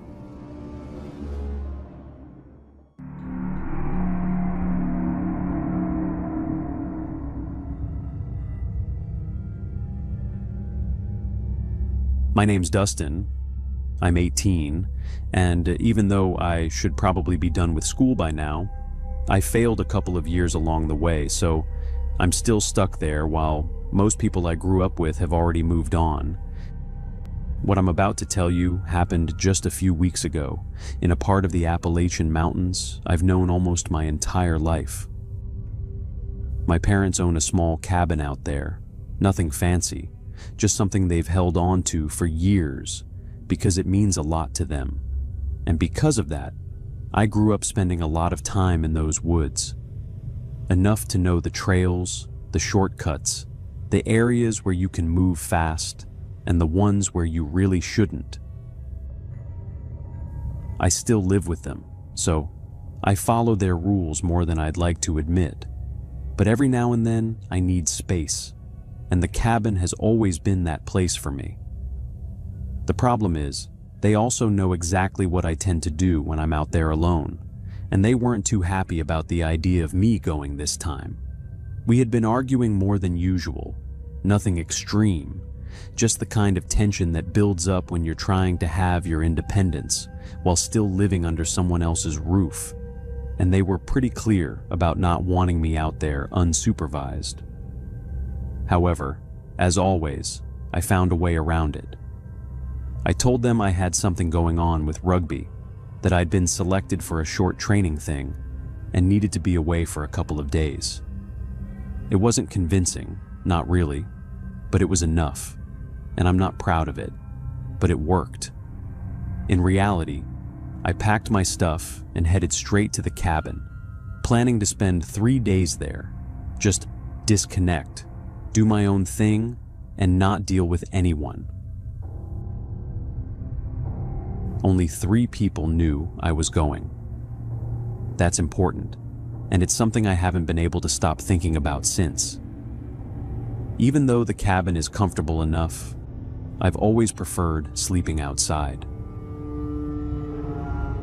It's something I got used to over the years, and it just feels better, less confined, more natural. So instead of staying inside, I set up my tent a bit further out, not too far. Just enough that I could still see the cabin clearly, but hidden well enough in the brush that you wouldn't notice it unless you were looking for it. I don't like being exposed in open clearings, never have, so I picked a spot where the terrain and the vegetation did most of the work for me. From there, I had a clear view of the cabin, the porch, the windows, everything. But I was covered on all sides. That night, everything felt normal. I had eaten, settled in, and was just lying inside the tent playing on my Nintendo, something simple to pass the time. It must have been around late evening and already fully dark when something shifted. I didn't notice it right away, it was subtle, but then I caught it, a light turning on inside the cabin. My body just shut down for a second. I knew for a fact I hadn't left anything on.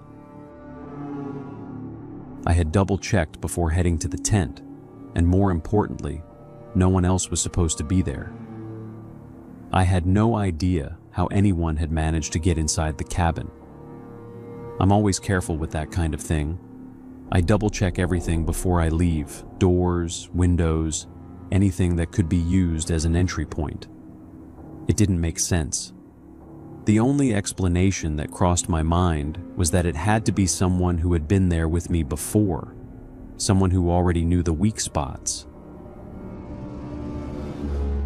Every now and then, I used to throw small parties out there.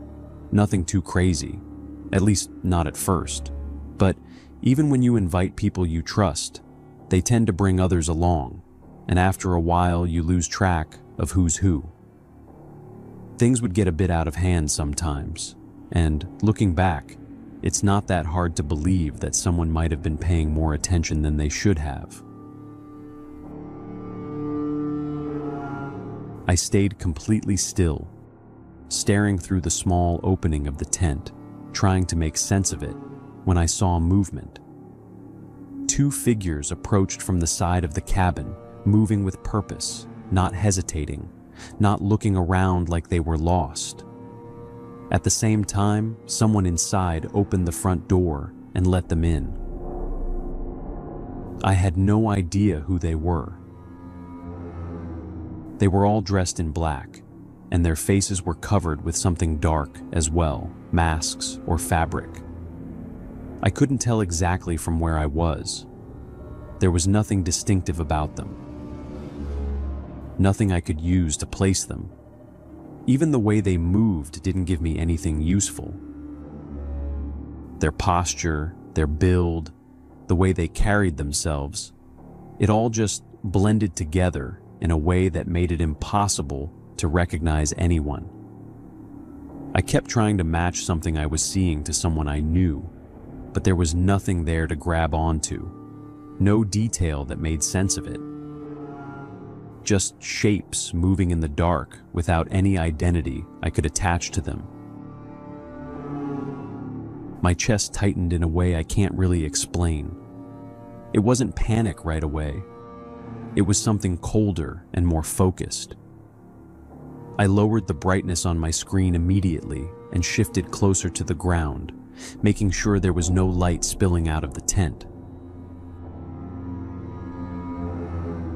I kept watching, trying to understand what I was dealing with, when one of them came back outside.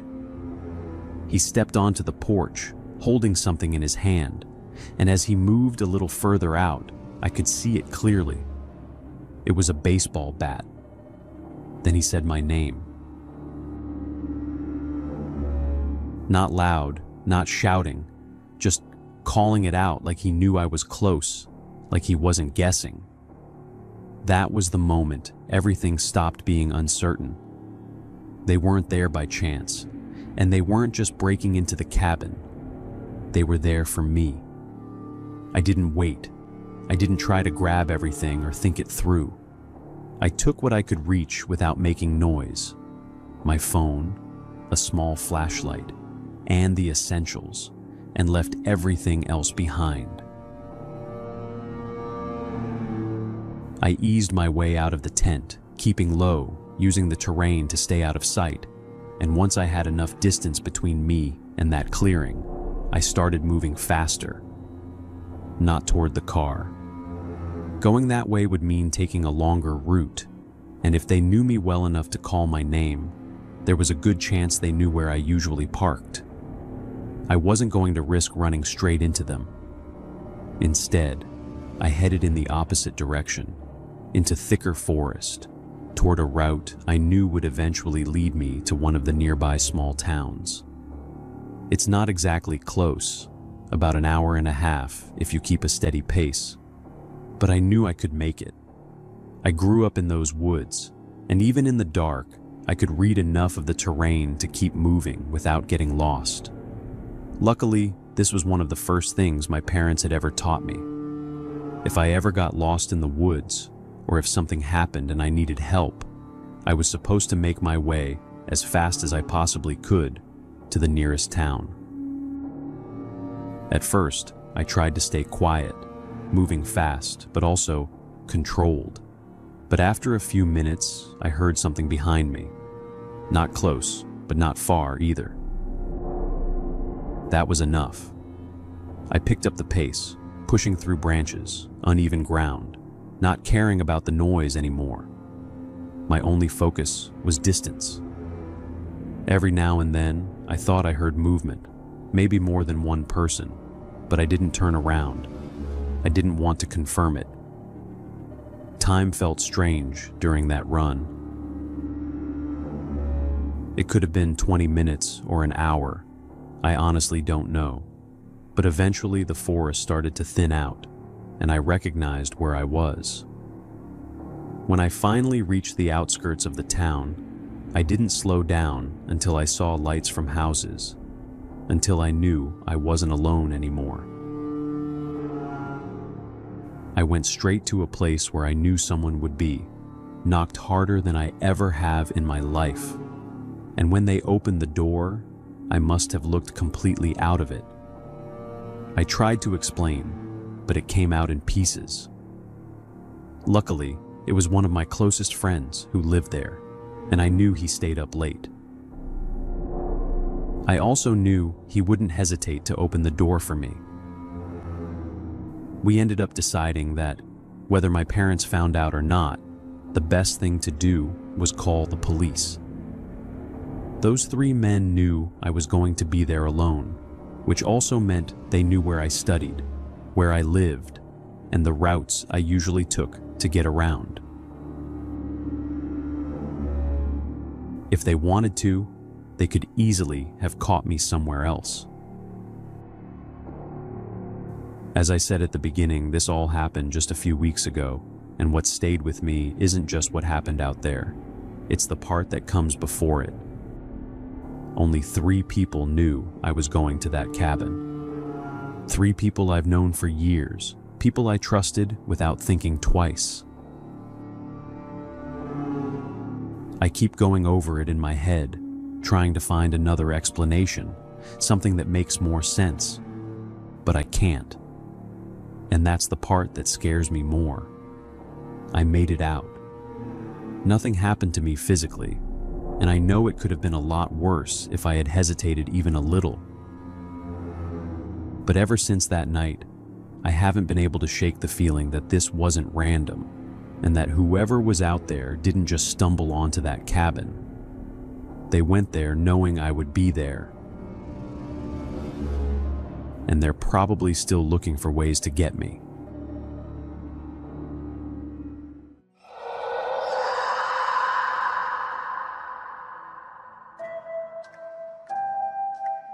Hi everyone, and welcome to Horror Spectator. If you're new here, consider subscribing. We dive deep into the darkest, most chilling real-life horror stories out there.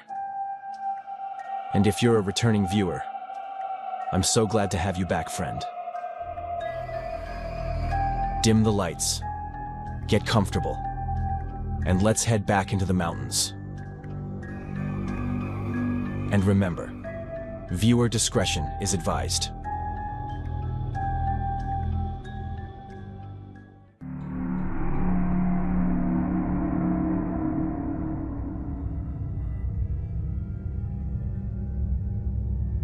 This all happened about a month ago, and it's already been reported. Still, it was one of the most unsettling situations I've ever been in, and from what we've heard, the police are taking it seriously. Ours wasn't the only report that came in from that area around the same time, and apparently one of the other incidents ended much worse. What happened to us was bad enough, no question, but I'm here telling it, which means we made it out. Not everyone did. From what I understand, at least one person involved in a separate report didn't survive, or is still missing, which is why the investigation hasn't been brushed off as just another hiker story. It happened deep inside the Great Smoky Mountains, not near the edge, not on any marked route, but well within a section of forest most people don't even realize exists anymore. There used to be a trail there years ago, one that was actually pretty popular back in the 90s, but it was shut down abruptly and, as far as anyone knows, never officially explained. These days, it's not just closed, it's gone. No signs, no maintenance, nothing to suggest it was ever meant for people to walk through. You wouldn't end up there by accident. It was me, along with 3 close friends, Emily, Sarah, and Lucas. 2 guys, 2 women, all of us having known each other long enough that silence between us never felt awkward, and conversations could pick up exactly where they'd left off, even if months had passed. We'd been talking about doing a trip like this for years, ever since we were younger and had more time than responsibility. Back then, hiking wasn't something we had to plan around work schedules or deadlines. We just went. But things change fast when you step into adult life, and suddenly it feels like you have to prove yourself constantly just to move forward a little. That kind of pressure has a way of pushing aside the things that actually matter, friendships, moments like these, the kind you don't realize you're missing until too much time has gone by. So we decided to make it happen, no excuses this time. And Lucas, being who he is, immediately suggested we check out that abandoned trail. He's always been into obscure topics, the kind of guy who reads about unsolved disappearances or forgotten places and turns it into something halfway between curiosity and entertainment. When he mentioned that trail, there was something about it that caught our attention. A place that was just odd enough to make you want to see it for yourself, right in the middle of one of the most visited national parks in the country. Getting there wasn't simple. We had to hike for about a day and a half just to reach the area where the trail used to run, and there were no roads leading anywhere close, no cabins that we knew of, no signs of recent human activity at all. By the time we finally reached what we believed was the old path, we'd already covered hours of dense forest, moving through terrain that felt untouched, like we were pushing into a space that had quietly reclaimed itself.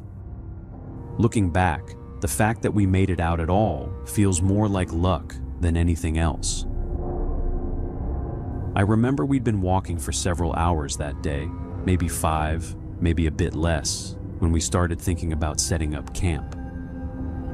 The light was beginning to shift, not quite sunset yet, but enough to remind us that out there, darkness comes fast and without warning. That's when Sarah spoke up. She asked if anyone else felt off. Not tired, not sick, just watched. She didn't say it in any dramatic way, just a quiet question, like she wasn't even sure she should have said it out loud. What made it stick was that it came from her. Out of all of us, Sarah has always had sharper instincts, shaped by things she's gone through that she doesn't talk about much. She notices details most people miss, and when something doesn't sit right with her, there's usually a reason, even if we can't see it yet. Hearing that from her didn't spark panic, but it did shift something in the air. We all stopped, looked around, listening more carefully than before. I even stepped away from the spot we'd picked and walked a little further out, scanning the trees, trying to catch any movement or sound that didn't belong. I didn't find anything. Nothing clear, nothing I could point to and say, that's it. But from that moment on, I couldn't shake the feeling completely.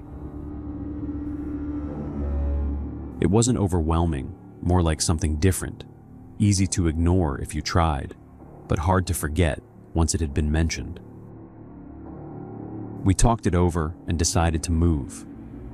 Even though we'd already started setting things up, it didn't feel worth the risk, whatever that meant at the time. So we packed everything back up and pushed on for another hour, maybe a little more, until we found a different spot. By then, the light was fading quickly, and we had to work fast if we didn't want to be building camp in complete darkness. We followed the same routine as the night before, set up the tents, cleared a small area for a fire. Kept it controlled, just enough to cook and keep some warmth. Dinner was simple, the kind of dehydrated meals you just add hot water to. Nothing special, but it did the job. We were sitting around the fire, talking, when we heard it. It wasn't loud, not something that would make you jump immediately. Just a sound in the distance, like something moving through leaves or brushing against tree bark. Normally, the forest is full of those noises. They blend together, become background without you realizing it. But this one stood out. It didn't match the rest, didn't fade into the environment the way it should have. It lingered just enough to make all of us notice at the same time. Emily and I got up first, grabbed our flashlights, and moved away from the fire to get a better look. The light from the flames only reached so far, and beyond that, everything was just shapes and shadows.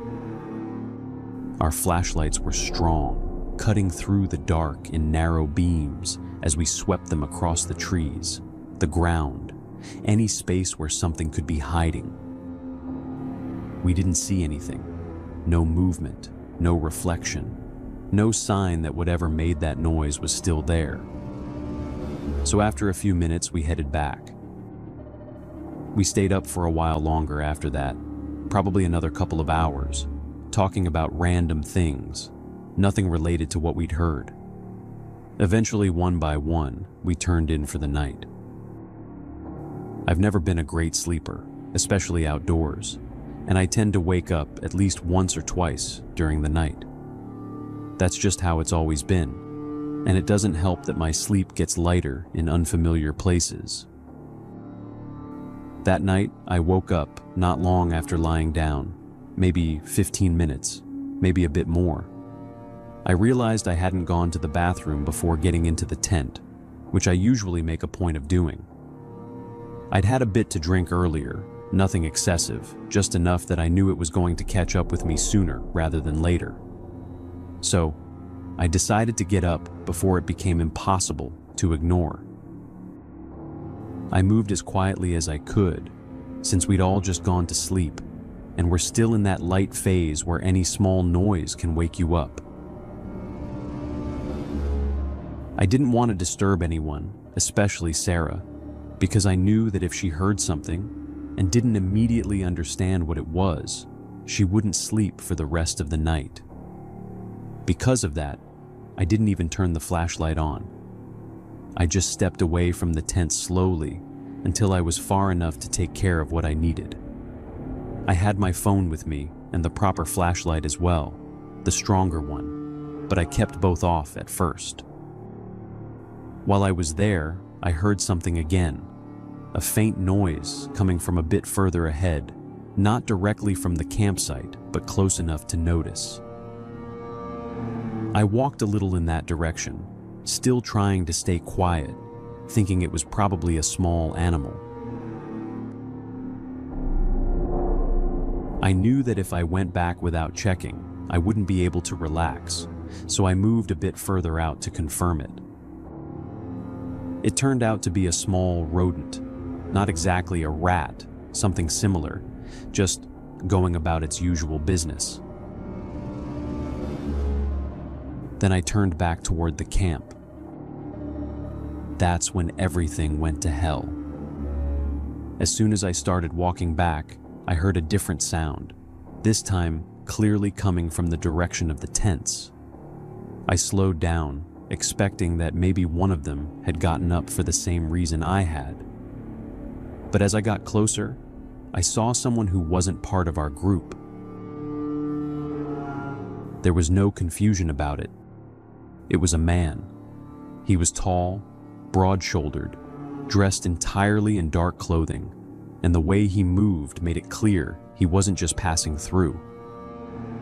He was heading straight toward the tents, carefully, deliberately, trying not to make noise. In his hand, I could clearly see a blade. From where I stood, there was no doubt about what it was. I didn't have anything with me to defend myself. Everything we had brought for protection was inside the tents. I hadn't even thought about taking anything when I stepped out, which, looking back, was a serious mistake. But there wasn't time to think about that. My reaction wasn't something I planned, it just happened. I grabbed my phone, opened a video from a shooting range session Sarah and I had done the week before, and shouted that I had a gun. At the same time, I pointed the flashlight straight at him. Right after I yelled, the video played, and you could hear the sound of a shot. Even now, I don't fully understand why it worked. The volume on my phone wasn't even that high, and the sound itself was clearly artificial, flat, like it was coming through a speaker. To me, it didn't sound convincing at all. But he reacted instantly. Maybe it was the suddenness of it, or the fact that the light was strong enough that he couldn't see me clearly, couldn't confirm whether I was bluffing or not. He didn't hesitate. He turned and ran in the opposite direction, straight into the forest, disappearing faster than I expected. By that point, the others were already coming out of the tents, startled and confused. Sarah had her weapon in hand, asking what was going on. I explained as quickly as I could, trying to stay clear and direct. The situation didn't feel real, even as I was describing it, but the fact that we had just seconds between nothing happening and something potentially going very wrong wasn't lost on any of us. It reminded me of a case I had heard about years ago, somewhere in Europe. I don't remember exactly where. A group of young people on a trip, things turning violent, one individual responsible, using the same blade more than once. I'm not going into details, but the outcome was as bad as it gets. Standing there, it was hard not to think about how close we might have been to something similar, especially since we were split between two tents. It wouldn't have taken much. We didn't go back to sleep after that. None of us even suggested it. We stayed outside for the rest of the night, positioned in a way where we could watch all directions, keeping the fire going, staying alert. This time, we had everything with us. No one spoke much. It wasn't panic, just focus, the kind that comes when you know you need to stay aware of every small detail around you. As soon as the first light came up, we packed everything and left immediately. We didn't take unnecessary breaks. Didn't stop until we reached an area where there were park rangers and some level of oversight again. We reported everything, gave as much detail as we could. They asked me to describe the man, and I did my best. I didn't get a clear look at his eyes, but I saw enough to say he was white, had a full beard, and was physically large. I'm not a small guy myself, but he was noticeably bigger than me, both in height and build. About a week and a half later, I was contacted again and asked to come in and see if I could identify anyone they had picked up in the area. They showed me several individuals. Even with the limited view I had that night, I was sure none of them were the same person. The difference in size alone ruled them out. What stayed with me, though, was the fact that there were multiple people being considered in connection to incidents in that same region. I don't know why they were there or what they were doing, but the idea that several individuals could have been moving through that part of the forest at the same time for reasons no one can clearly explain is difficult to ignore. As far as I know, the investigation is still ongoing. I don't know what they'll find, or if they'll find anything at all. But whoever that man was, he wasn't lost, and he wasn't just passing through. It's scary to think we were just minutes away from ending up as a story on the news.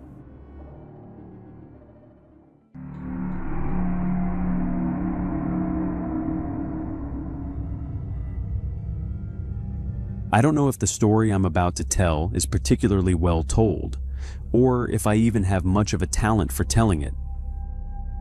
But it was frightening enough that it stuck with me, and it happened about 5 years ago in the Great Smoky Mountains. In a section of the Appalachians where I thought I knew what I was doing. I wouldn't say I'm extremely experienced when it comes to camping or climbing, but I'm not a beginner either. I'd put myself somewhere in the middle, comfortable enough to go out alone, but not arrogant about it. At the time, I was planning a short 2-day climb, nothing too intense. The incline wasn't particularly steep, and overall, it was supposed to be manageable. Still, that trip taught me 2 things very clearly. The first being that I finally understand why people say they would rather run into a wild animal than another person out there. Because with an animal, you can at least predict behavior to some extent. But with people, you have no idea what's going on in their head, and that uncertainty is where things get dangerous. The second thing is that when people share stories like this, there's always someone behind a screen saying they would have acted differently, that certain decisions were stupid, and I used to agree with that to some extent, because sometimes people do take unnecessary risks. But the truth is, most of those people have never been in a situation where something feels genuinely wrong, and they don't know how they would actually react. I didn't react the way I thought I would. I didn't react in what would probably be considered the smartest way, but I'm here telling it. And because of that, I don't judge reactions the same way anymore. Everyone responds differently when things go wrong. What happened started when I parked my car at the beginning of a trail. I noticed there were 3 other vehicles there besides mine. All pickup trucks, different models and years, but similar enough to stand out. Inside one of them, there was a man sitting in the driver's seat, just watching me. I didn't think too much of it at first. I gave a small wave, mostly just to acknowledge that I'd seen him, and he waved back. But then he opened the door and started walking toward me. That immediately put me a little on edge. Not because he had done anything wrong, but because I hadn't intended to start any conversation. I was just being polite. Still, he came over and started asking basic questions, whether I was planning to climb, if I had done it before, if I knew the area. I kept my answers general, not trying to be rude, because sometimes being dismissive can lead to strange reactions, and also because I didn't have a real reason to be unfriendly. Some people are just curious, and that's fine. After a short exchange, I told him I needed to get moving because I didn't want to lose daylight. The area I had in mind wasn't right next to the trailhead, and I wanted to reach it before dark. He said something along the lines of, "Sure." I didn't catch it clearly, and then he went back to his truck while I grabbed my gear and started hiking. About 2 hours into the trail, I heard something behind me. It wasn't loud, but it was enough to make me stop.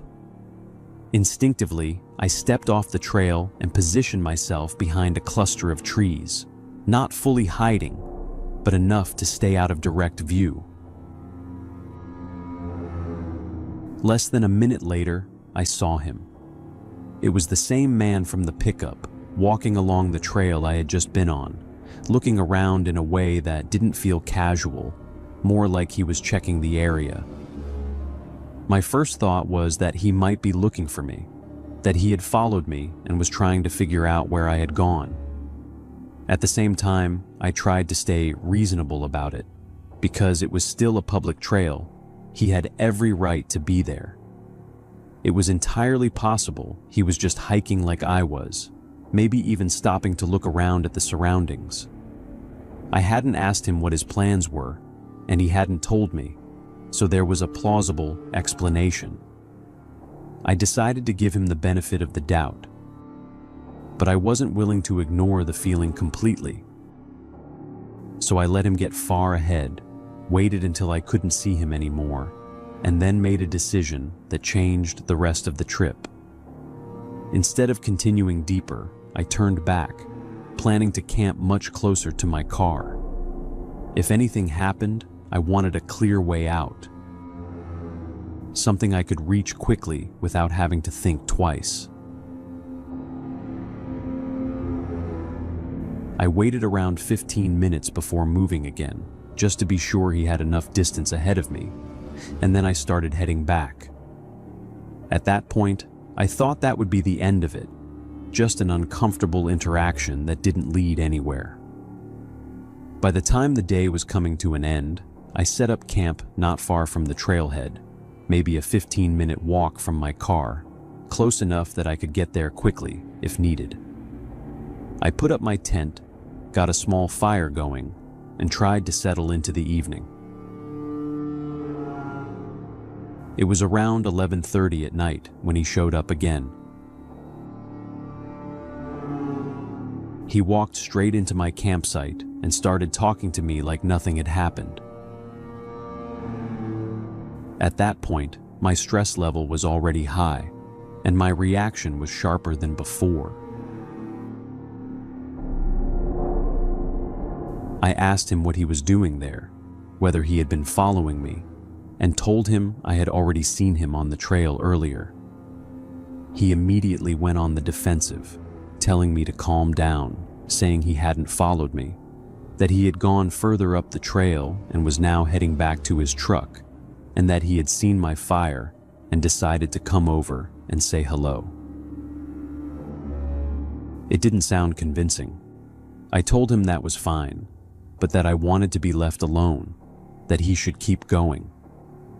He said something I didn't fully catch, stepped away from the campsite, and eventually moved off, still muttering under his breath. But that was the moment I knew it was no longer safe to stay there. The man had clearly been thrown off by my reaction, and I didn't know him at all. It was obvious he had been following me, and like I said before, I was already uncomfortable, and I wasn't going to ignore that just to avoid overreacting. Even though I trusted my physical ability to some extent, I had no idea what he was capable of. And that wasn't a risk worth taking. So I packed up immediately. Not everything, just the essentials, the expensive gear, and the things I needed to get back safely, and I started heading down. I didn't follow the main trail directly. Instead, I moved along a parallel path where I could still see the trail but wasn't fully exposed on it.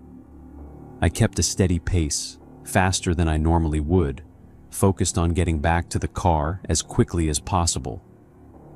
But not even 10 minutes into that descent, I saw him again. This time, he wasn't alone. He was coming up the trail with 2 other men, and they were carrying firearms. The moment I saw them, my body just locked up. I moved off to the side, staying low between the trees, making sure they couldn't see me. I watched them pass, heading toward the area where I had just been. I waited a couple of minutes after they were gone, just to be sure they were far enough not to hear me, and then I ran. I didn't stop until I reached the car.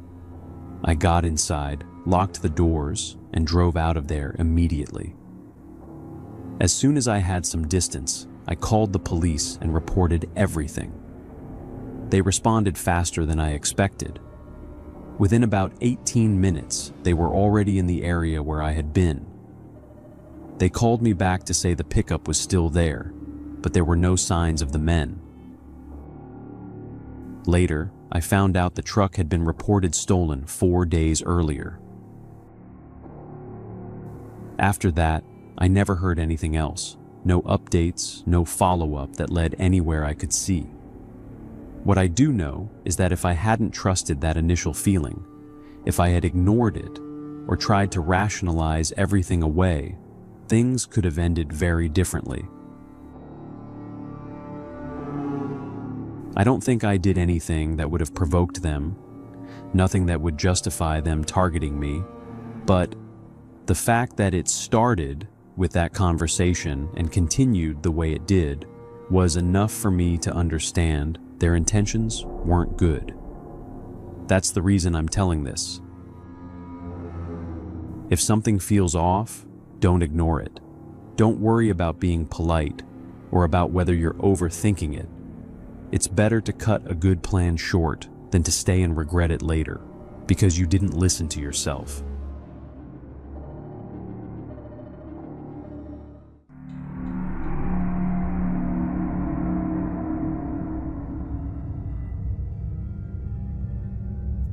I don't know if any of this is true anymore.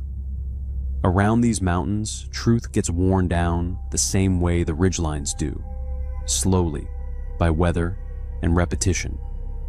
Stories survive longer than records here, older than county lines, older than churches, sometimes older than names themselves. If you spend enough time in the far western edge of North Carolina, near the old spine of the Appalachians, where Clay County folds into Cherokee land and the ridges run south toward Georgia, you eventually hear people mention Chunky Gal Hollow.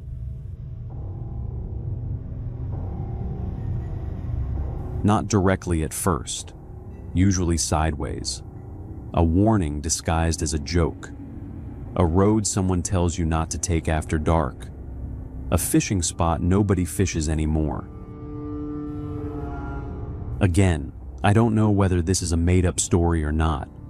I believe that, like any other story passed down from generation to generation, it is part truth and part invention, with each new century adding more pieces to it. But whether invented or not, it shapes many of the choices made by people who live in this area, and it undoubtedly influenced much of my upbringing. Either way, the story is well known around here. And eventually, if the person speaking is old enough, or trusts you enough, they mention the lake. Not by one name either. That is what made me start taking the story seriously.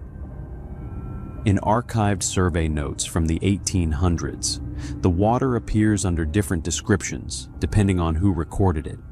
Blackwater Sink, Widow's Basin, Hollow Lake, simply the still water east of Chunky Gal. The Cherokee families who remained in the region after removal reportedly avoided naming it altogether.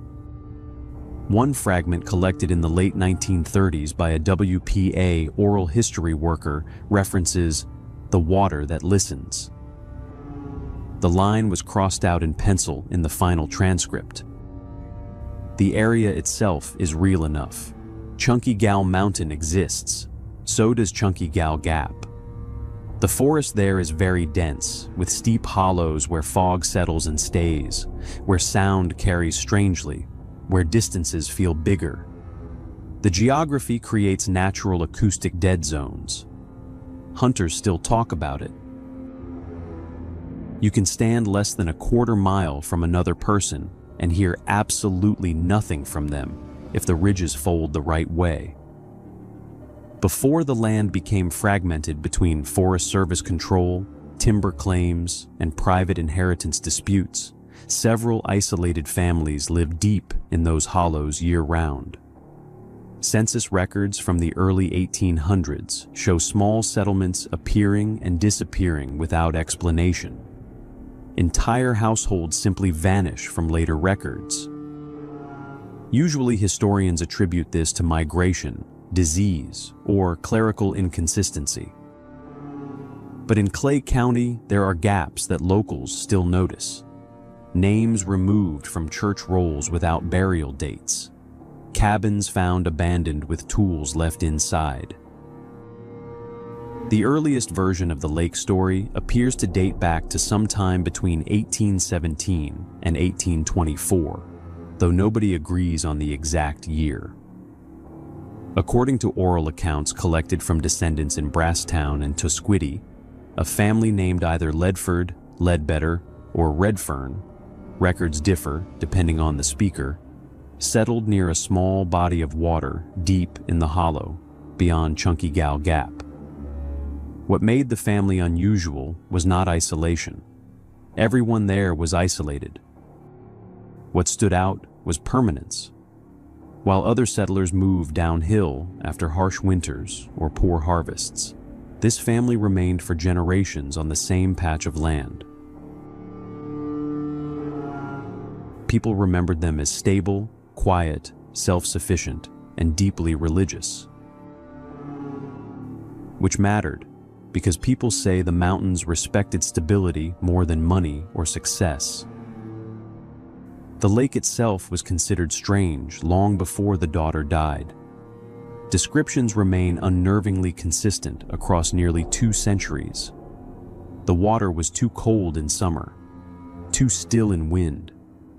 Locals claimed leaves drifting onto the surface would sometimes stop moving entirely, as if caught in invisible glass. One account from 1856, supposedly copied from the journal of a circuit preacher traveling through Cherokee County, described the shoreline as lacking the ordinary conversation of frogs and insects. That detail repeats constantly with absence. No birds settling near the eastern bank, dogs refusing to enter the water, horses becoming agitated along a particular stretch of shore.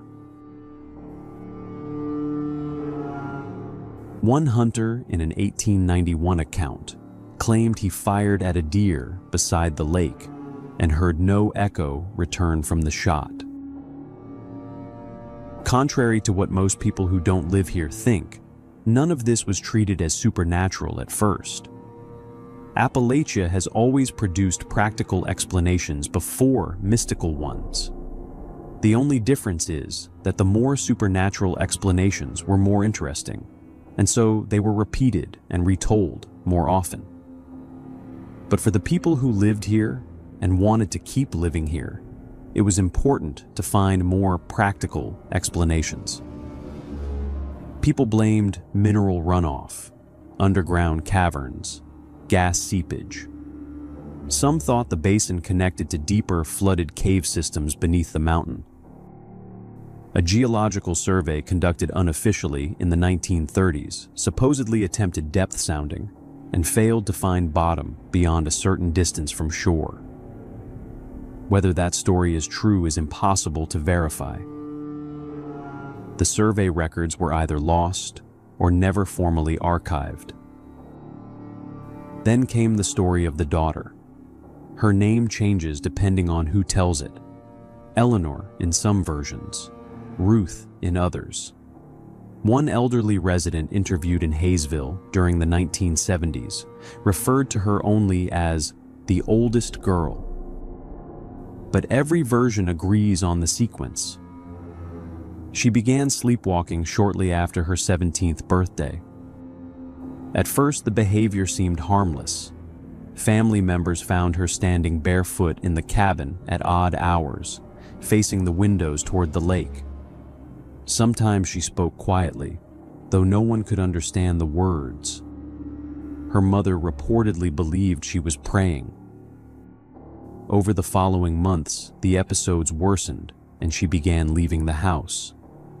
Not wandering randomly, but walking directly toward the shoreline as if following instructions. Her brothers started barring the door at night. One account claims they tied bells to the handle so they would wake if she tried to leave again. Then came the night in November. Most versions place it during heavy fog near the first hard freeze. The family awoke to silence. Not a scream and not panic.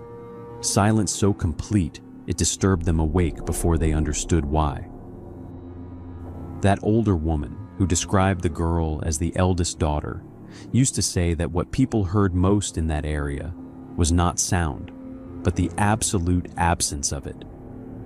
As if that emptiness itself entered inside you and became louder than anything else. When they found the door open, she was already in the water. Her father allegedly said the lake opened rather than received her. Another account claims the surface barely moved at all. By the time the family reached the shore, the water had already gone still again. Her body was recovered the following morning, according to some stories. According to others, it surfaced 3 days later, nearly half a mile away, despite no visible outlet stream. A third version claims she was never found at all. Officially, the death was treated as accidental drowning. Unofficially, something changed afterward. Neighbors who had previously dismissed the family's concerns began avoiding the hollow entirely after sunset. Travelers reported disorientation near the lake. Men familiar with the terrain found themselves circling back to the same patches of trees repeatedly. Watches stopped. Compass needles drifted unpredictably near the eastern bank. During Prohibition, bootleggers supposedly avoided certain forest routes through Chunky Gal, even though they were faster and less patrolled. The stories become harder to separate from folklore after the Civil War, but they also become more frequent. In 1878, a surveyor from Macon County reportedly disappeared for nearly 30 hours while mapping timber boundaries near the hollow. He later claimed he had only been gone an evening. Witnesses described him as dehydrated, confused, and unable to explain where he had been.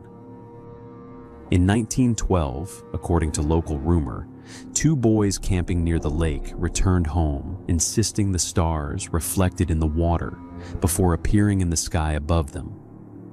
Their father beat them for lying. One of the boys reportedly never returned to the area again as an adult. By the 1930s, the federal government had begun acquiring and reorganizing large portions of Appalachian forest land. Roads were rerouted and trails closed. Some communities vanished entirely beneath conservation projects and economic migration. Around this period, references to the hollow become noticeably inconsistent in maps and county documentation. Parcels shifted ownership repeatedly. Access roads appeared on one survey and vanished from the next. Conspiracy theories grew naturally from this confusion. Some locals became convinced the area had been quietly restricted after unusual geological findings. Others believed the government discovered underground cave systems or unstable sink formations and intentionally obscured access to avoid liability. More extreme versions connected the hollow to magnetic anomalies supposedly running along ancient fault lines beneath the Appalachians. A few tied the stories to Cherokee spiritual geography. That part is difficult to discuss responsibly because modern retellings often distort indigenous beliefs into ghost stories they were never meant to be. But multiple oral accounts do mention older warnings associated with still water in enclosed valleys. Places believed to affect memory, direction, or thought itself. Not evil, necessarily. Simply wrong for humans to remain near for too long. That distinction matters because the oldest stories never describe the lake as dangerous or aggressive.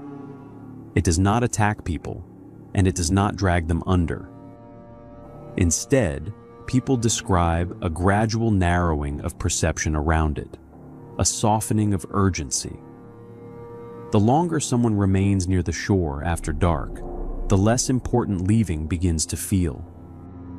That detail appears so often, it becomes difficult to ignore. Hunters sitting too long without realizing hours had passed. Campers forgetting conversations moments after speaking. The peculiar sensation that the lake is more noticeable when you stop actively observing it. Several accounts describe people staring at the surface while simultaneously feeling as though they had already been there before. One retired ranger interviewed in the early 1980s described the experience this way. "You don't get the feeling something's watching you. You know the lake is watching you. You get the feeling something's waiting for you to notice it properly." After sunset, the descriptions become stranger. Low bubbling sounds beneath the surface without visible disturbance. Reflections slightly out of sync with movement overhead. Moonlight appearing brighter in the water than in the sky itself. One repeated claim insists the lake reflects stars obscured by cloud cover, which lines up with what those two brothers claim to have seen so many years earlier. Today, most people in the region avoid discussing the hollow in detail, especially older residents whose families have lived there for generations. Not because they necessarily believe the stories literally, but because repetition itself has become part of the caution. The mountains train people into habits. Certain roads are not taken at night. Certain places are left alone after dusk. No signs are needed. People simply know without needing them. These days, this area is actually off limits. I can't figure out exactly why, but I do know that if you're caught inside the perimeter, you're committing a crime. Like I told you, I truly don't know how much of this story is real. I know some part of it could be true, and I know most of it is probably false. Either way, I've spent years being haunted by these encounters, and I've spent years fascinated by the story of the lake and what it means to the people here. I thought it was worth sharing this investigation of mine.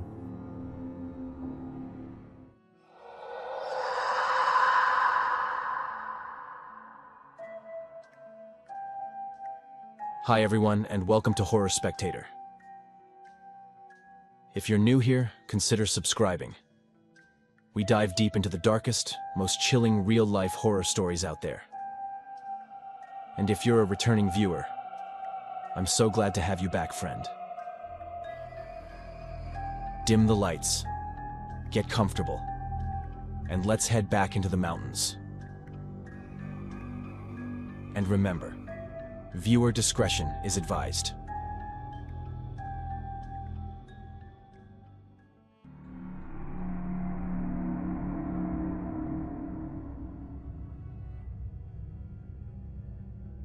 I live in one of the most remote parts of West Virginia, tucked deep into the mountains where the nearest town is almost 40 minutes away, and the closest neighbor lives well beyond the tree line. My cabin sits at the end of an old gravel road that winds through miles of dense forest before finally reaching my property. There are no streetlights out there, no traffic, no sounds of civilization after dark. Most nights, the only things I hear are crickets, distant coyotes, and the wind moving through the trees. I moved there 3 years ago after burning out from city life. I had spent most of my 20s chasing business opportunities that never really went anywhere. Meanwhile, my older brother seemed to succeed at everything he touched. He owned a thriving construction company, had a nice house, and seemed to have his entire future mapped out. I wasn't jealous of him, but I couldn't help comparing my life to his. Moving into an isolated cabin in the mountains wasn't exactly where I imagined I'd end up at 31 years old. Still, I grew to love the solitude. The cabin wasn't much, but it was mine. It sat on nearly 20 acres of heavily wooded land, surrounded by steep hills and thick forest. Once the sun went down, the darkness outside became almost absolute. On moonless nights, you couldn't see more than a few feet beyond the porch. This happened late last November. A powerful storm system had rolled across the state that evening. The weather forecast had warned of heavy rain and strong winds. But forecasts rarely prepared you for what those storms actually felt like out there. By 10 o'clock, rain was hammering against the roof so hard it sounded like gravel being thrown from the sky. The trees surrounding the cabin swayed violently with each gust, and every so often a flash of lightning would briefly illuminate the forest before plunging everything back into darkness. I had spent most of the evening sitting in my living room with a blanket, watching an old movie and listening to the storm rage outside. There was something comforting about being warm and dry while nature lost its mind around you. Shortly after midnight, the power went out. The television clicked off instantly, leaving me in complete darkness. I sighed, grabbed my phone from the coffee table, and turned on the flashlight. Power outages weren't uncommon where I lived. Usually they lasted a few hours before crews managed to restore service. I wasn't particularly worried. I figured I'd head to bed and deal with it in the morning. But about 10 minutes later, while I was brushing my teeth in the bathroom, I heard a loud metallic bang somewhere outside. At first, I assumed something had blown into the side of the cabin. During storms like that, fallen branches were common. I was worried that once again there might be damage done to my cabin, but I wasn't scared until I heard it again. This time, it sounded deliberate. I turned off the faucet and listened. The storm continued howling outside, but beneath it I heard something else. There was a rhythm in the noise, but with everything that was happening, I couldn't clearly make out exactly what it was. It seemed to be coming from outside, and from the front of the cabin, maybe from the porch. I moved closer to the window, and as I did, a horrible feeling came over me. I think what I was hearing were someone's footsteps, but nobody should have been out there. The nearest gas station was over 20 miles away, and almost nobody even knew where my property was located. I slowly walked toward the front window and carefully pulled back the curtain.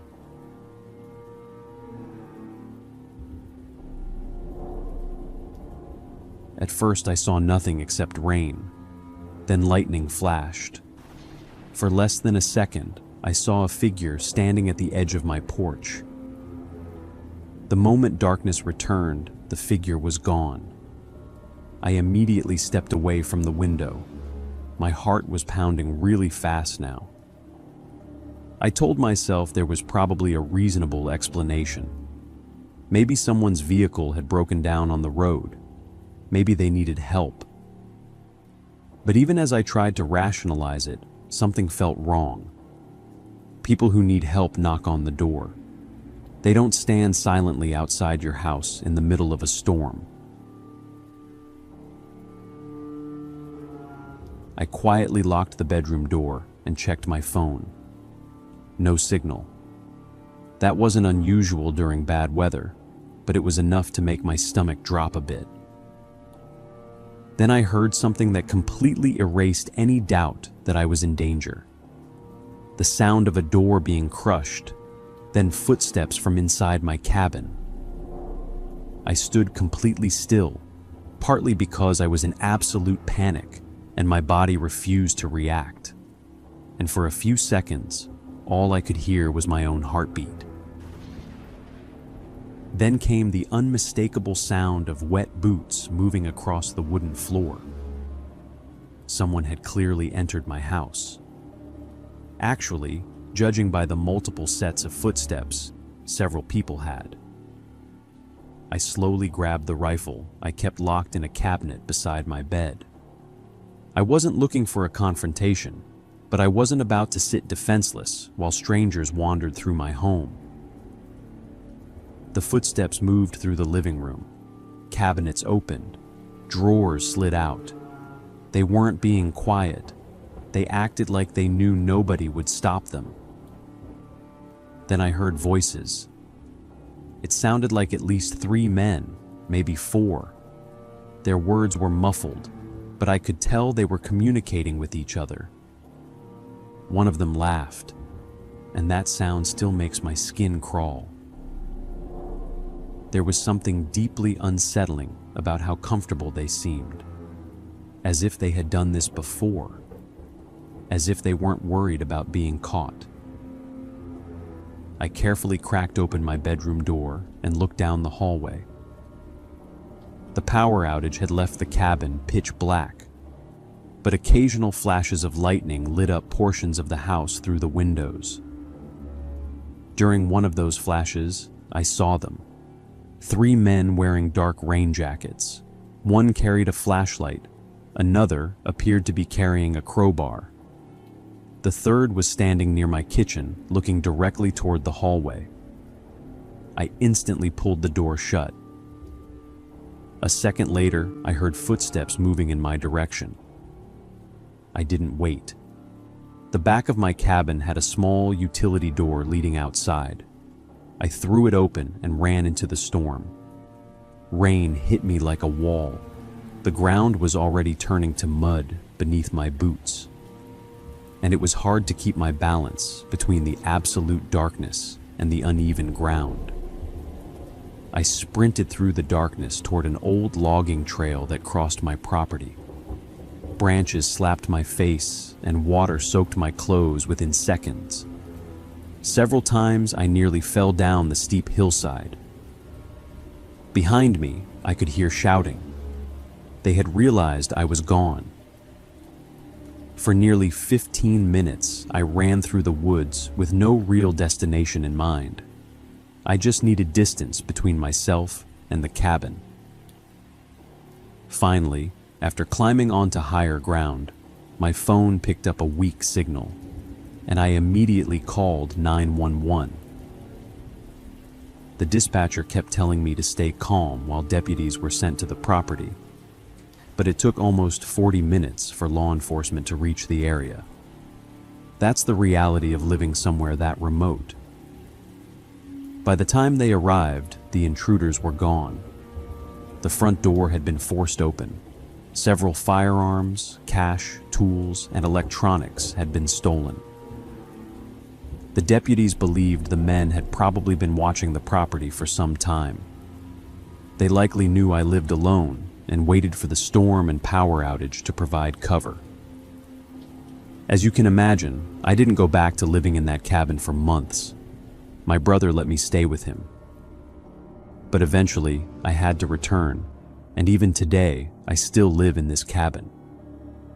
Most nights are peaceful, but whenever a storm rolls through the mountains and the power flickers, I find myself staring into the darkness beyond the windows, wondering whether someone might be standing out there again, watching from the trees.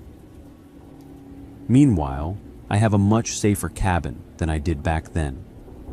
It's no longer so easy to break down the front door. I built a tunnel under the cabin that cost me a fortune, but it allows me to escape if someone breaks in, or to wait in a safe, impenetrable place until the police arrive. I hope nothing like that ever happens again, because once was traumatic enough. But if it does happen, they won't catch me unprepared.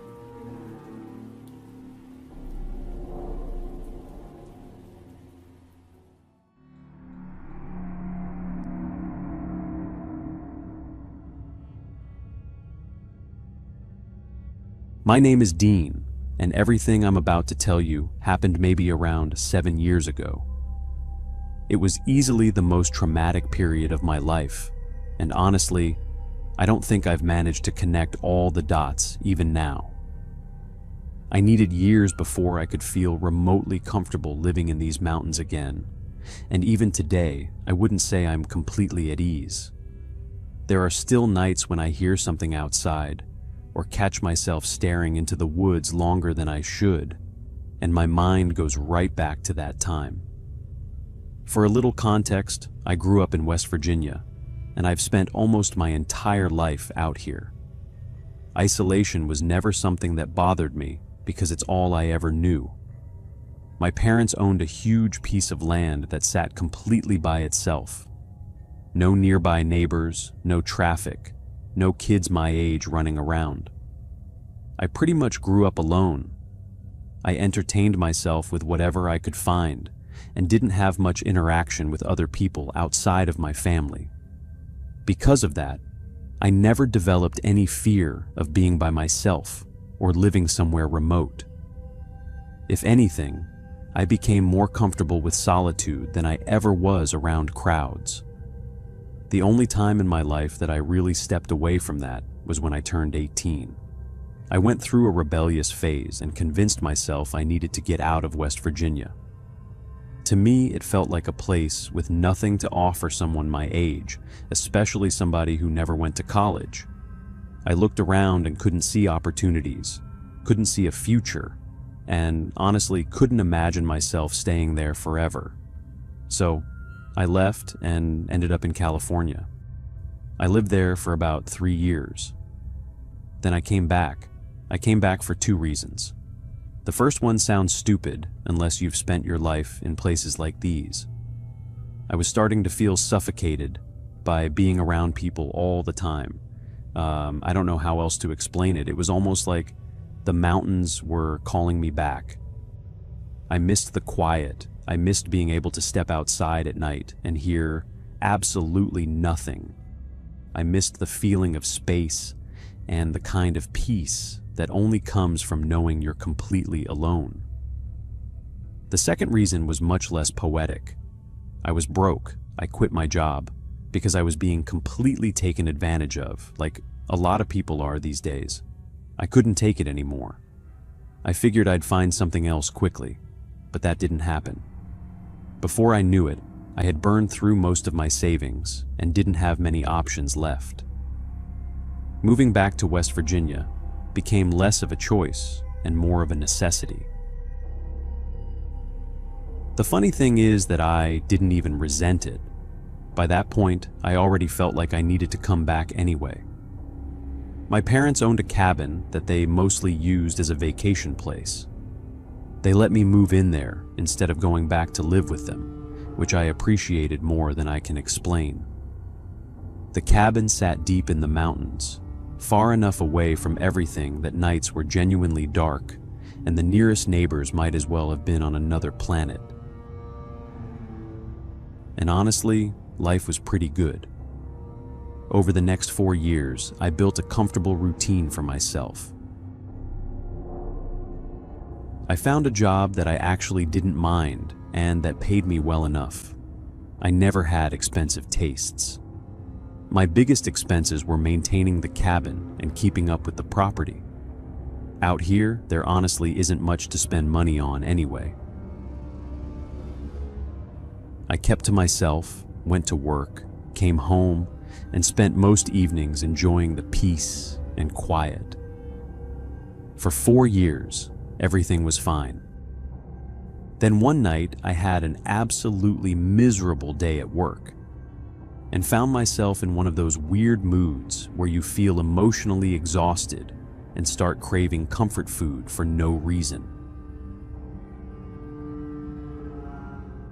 I didn't really have anything at home, and I figured getting out of the cabin for a little while might help pull me out of whatever funk I had fallen into. There's a small gas station and convenience store about 15 minutes from my place. Because it's close to one of the main roads cutting through the mountains, it gets a surprising amount of traffic. The owner and his wife make homemade desserts that are ridiculously good, and for some reason, that's all I could think about that night. So I got in my truck and drove there. I knew the guy behind the counter pretty well by then, and we ended up chatting for a while.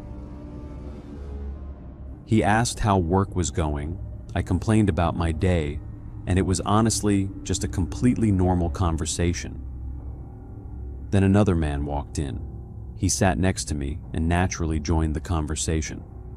At first, he seemed perfectly pleasant, one of those people who can talk to anyone within 5 minutes of meeting them. He was friendly, funny, and honestly pretty easy to talk to.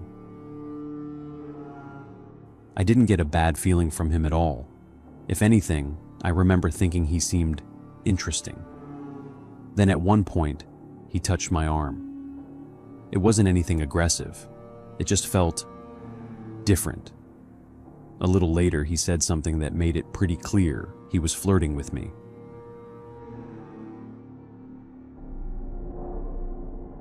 I explained as politely as I could that I wasn't interested and that I didn't date men.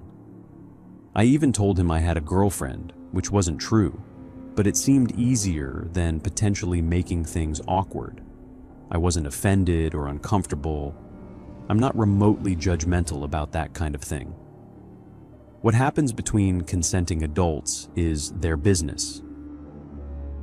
And there are far bigger things to worry about in this country than who somebody happens to be attracted to. So, I kept the whole thing as casual as possible. The problem was that he didn't really seem to understand what I was saying. Throughout the rest of the evening, he kept making comments that forced me to repeat myself more than once. I remember eventually laughing a little and saying something like, "Look, I really think you're interested in me. And honestly, I'm flattered, but I'm straight. I'm just not into guys." Again, I tried to keep the tone light. Eventually, I decided it was time to leave. Before I got up, he asked if he could have my phone number and maybe keep in touch. I have always been terrible at telling people no. It's seriously one of my biggest flaws. So, I hesitated, but still said yes. I also immediately decided there was no way I was giving him my actual number. I ended up giving him the number from an old phone I used to have years before, one that had long since been disconnected. If he ever tried calling it, there wouldn't be anyone on the other end. I made an excuse about needing to get home, told him maybe we'd grab coffee sometime, and left as quickly as I reasonably could. I never told him where I lived, never mentioned my cabin, never talked about the road I took home. Nothing. And this next part is important. The drive back to my cabin takes about 15 minutes and cuts through an incredibly isolated section of mountain road. There are no streetlights, no houses, nothing. If another vehicle had followed me, I would have seen it immediately. There simply isn't any way not to. That night, nobody followed me home. At least, that's what I believed. 4 days later, I woke up in the middle of the night because I heard something inside my house. At first, I honestly thought it was the neighborhood cat. There's this orange cat that hangs around my property all the time. I've tried more than once to bring him inside permanently because this area is full of predators. I live way out in the woods, the kind of place where hearing coyotes at night isn't unusual and where you occasionally see bear tracks near the edge of your property. I always felt bad for him being out there alone. I leave food and water outside every day, and in a weird way, I've kind of adopted him, even if he clearly doesn't see things that way. He'll come inside sometimes if the windows are open, wander around for a bit, and then leave again. The second he realizes he's trapped indoors, though, he completely panics until I open everything back up. So when I woke up to the noise that night, I didn't feel afraid. If anything, I was mildly annoyed. I figured he'd gotten inside again and knocked something over. I got out of bed with the sole intention of opening a window or a door so he could leave. Then I started walking downstairs. I remember being halfway down the staircase when I looked toward the living room and immediately froze. One of the windows was wide open, and there was a man climbing out of it. The second he saw me, he moved faster. He practically launched himself through the window, landed outside, and disappeared into the woods. I don't think I've ever gone from half asleep to fully awake that quickly in my entire life. I just stood there for several seconds. Nothing made sense. Since moving there, I'd never had anyone try to break into my house. I'd never been robbed. I'd never even had someone accidentally pull into my driveway because it's that isolated. You're tucked so deep into the mountains that people don't simply end up there by mistake. What terrified me wasn't losing property. It was the realization that someone had been inside my house while I was asleep. I turned on every light in the place, every single one. I checked every room, every closet, every window, every door. I expected to find something missing: my wallet, my laptop, my television, anything. Nothing was gone. I called the police immediately. They arrived, searched around the property, took my statement, and looked through the house. I remember telling them I was almost certain I had locked everything before going to bed because I'm obsessive about checking doors and windows at night. Still, I gave myself room to doubt it. Maybe I'd forgotten a window. Maybe I'd been distracted. Maybe I was remembering incorrectly. The officers told me to contact them if I realized anything had been stolen. That should have been the end of it. But it wasn't. The real nightmare started the following night. It was around 1 in the morning. I'd been downstairs playing video games for a while because I couldn't relax enough to go to sleep. Eventually, I got tired, turned everything off, and headed upstairs. I pulled back my blankets, and there was a photograph lying on my bed. It was a picture of me sleeping. I knew instantly it had been taken the previous night. I was wearing the same t-shirt I'd slept in after making dinner. I'd accidentally spilled tomato sauce on it earlier that evening and had simply wiped it off with a paper towel because I was too lazy to change. I remember thinking I'd wash it in the morning. The stain was visible in the photograph. I cannot properly explain the feeling that went through my body. It was like every muscle suddenly stopped working. The man hadn't entered my house to steal anything. He had stood next to my bed while I slept. He had taken a picture of me, and then he had left it there for me to find. I don't even know how I didn't wake up. I didn't sleep that night. I called the police again and handed over the photograph. Given everything that had happened, they agreed to keep a patrol car occasionally checking the area during the overnight hours. For almost 2.5 months, nothing happened. Then I came home from work one afternoon and found another photograph taped to my front door. Again, it was a picture of me sleeping.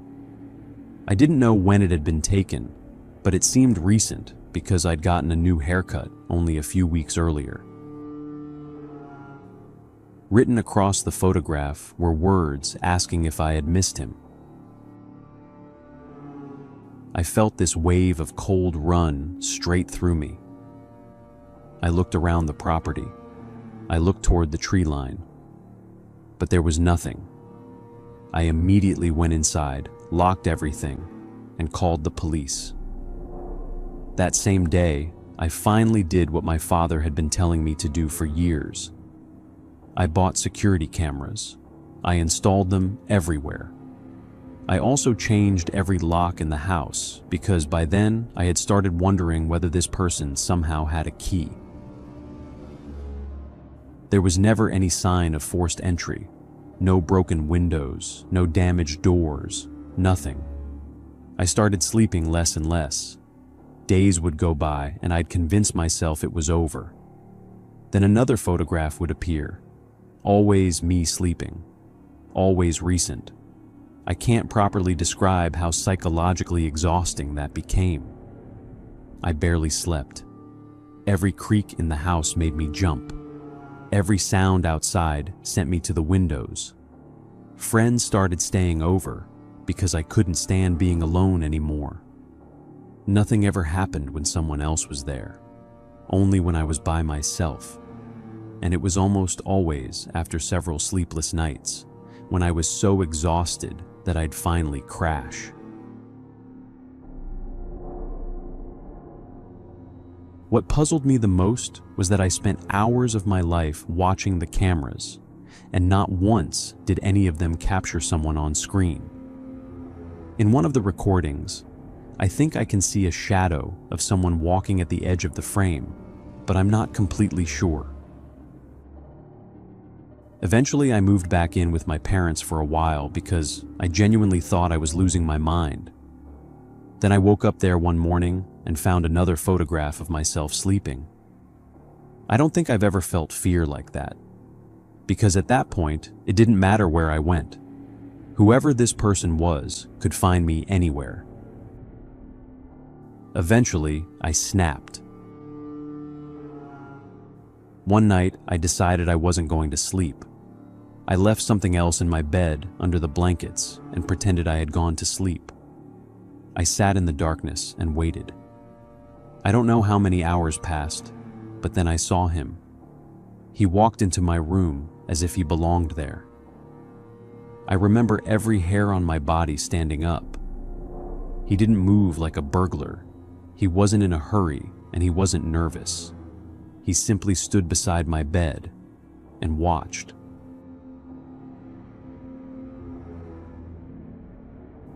Then he leaned over to take another picture and finally realized the thing in the bed wasn't me. He turned around, and for the first time, I saw his face. I recognized him immediately. It was the man from the gas station. The man I'd met months earlier while buying dessert. The man I'd politely rejected. He looked furious, and then he ran. Honestly, by then, I wasn't afraid anymore. I was angry. That man had stolen months of my life. He'd made me afraid to sleep, afraid to be alone, afraid inside my own home. So I chased him outside. I caught up to him as he was climbing over my fence. I fired one shot and hit him in the foot. I had absolutely no intention of killing him. I wanted him to stop. I wanted him to know that I wasn't going to spend another night living in terror because of him. And apparently it worked. That was 7 years ago. I've never received another photograph. I've never found another note, and I've never seen him again. I still don't know who he really was. I don't know how he found my house, how he kept getting inside, or why he became so obsessively fixated on me after one brief interaction at a gas station. All I know is that a complete stranger managed to steal years of peace from my life. And even now, 7 years later, I still double-check my doors before going to bed. I still look at my bedroom window sometimes before turning off the lights. And every once in a while, when I wake up suddenly in the middle of the night, there's still this brief moment where I expect to find another photograph waiting for me.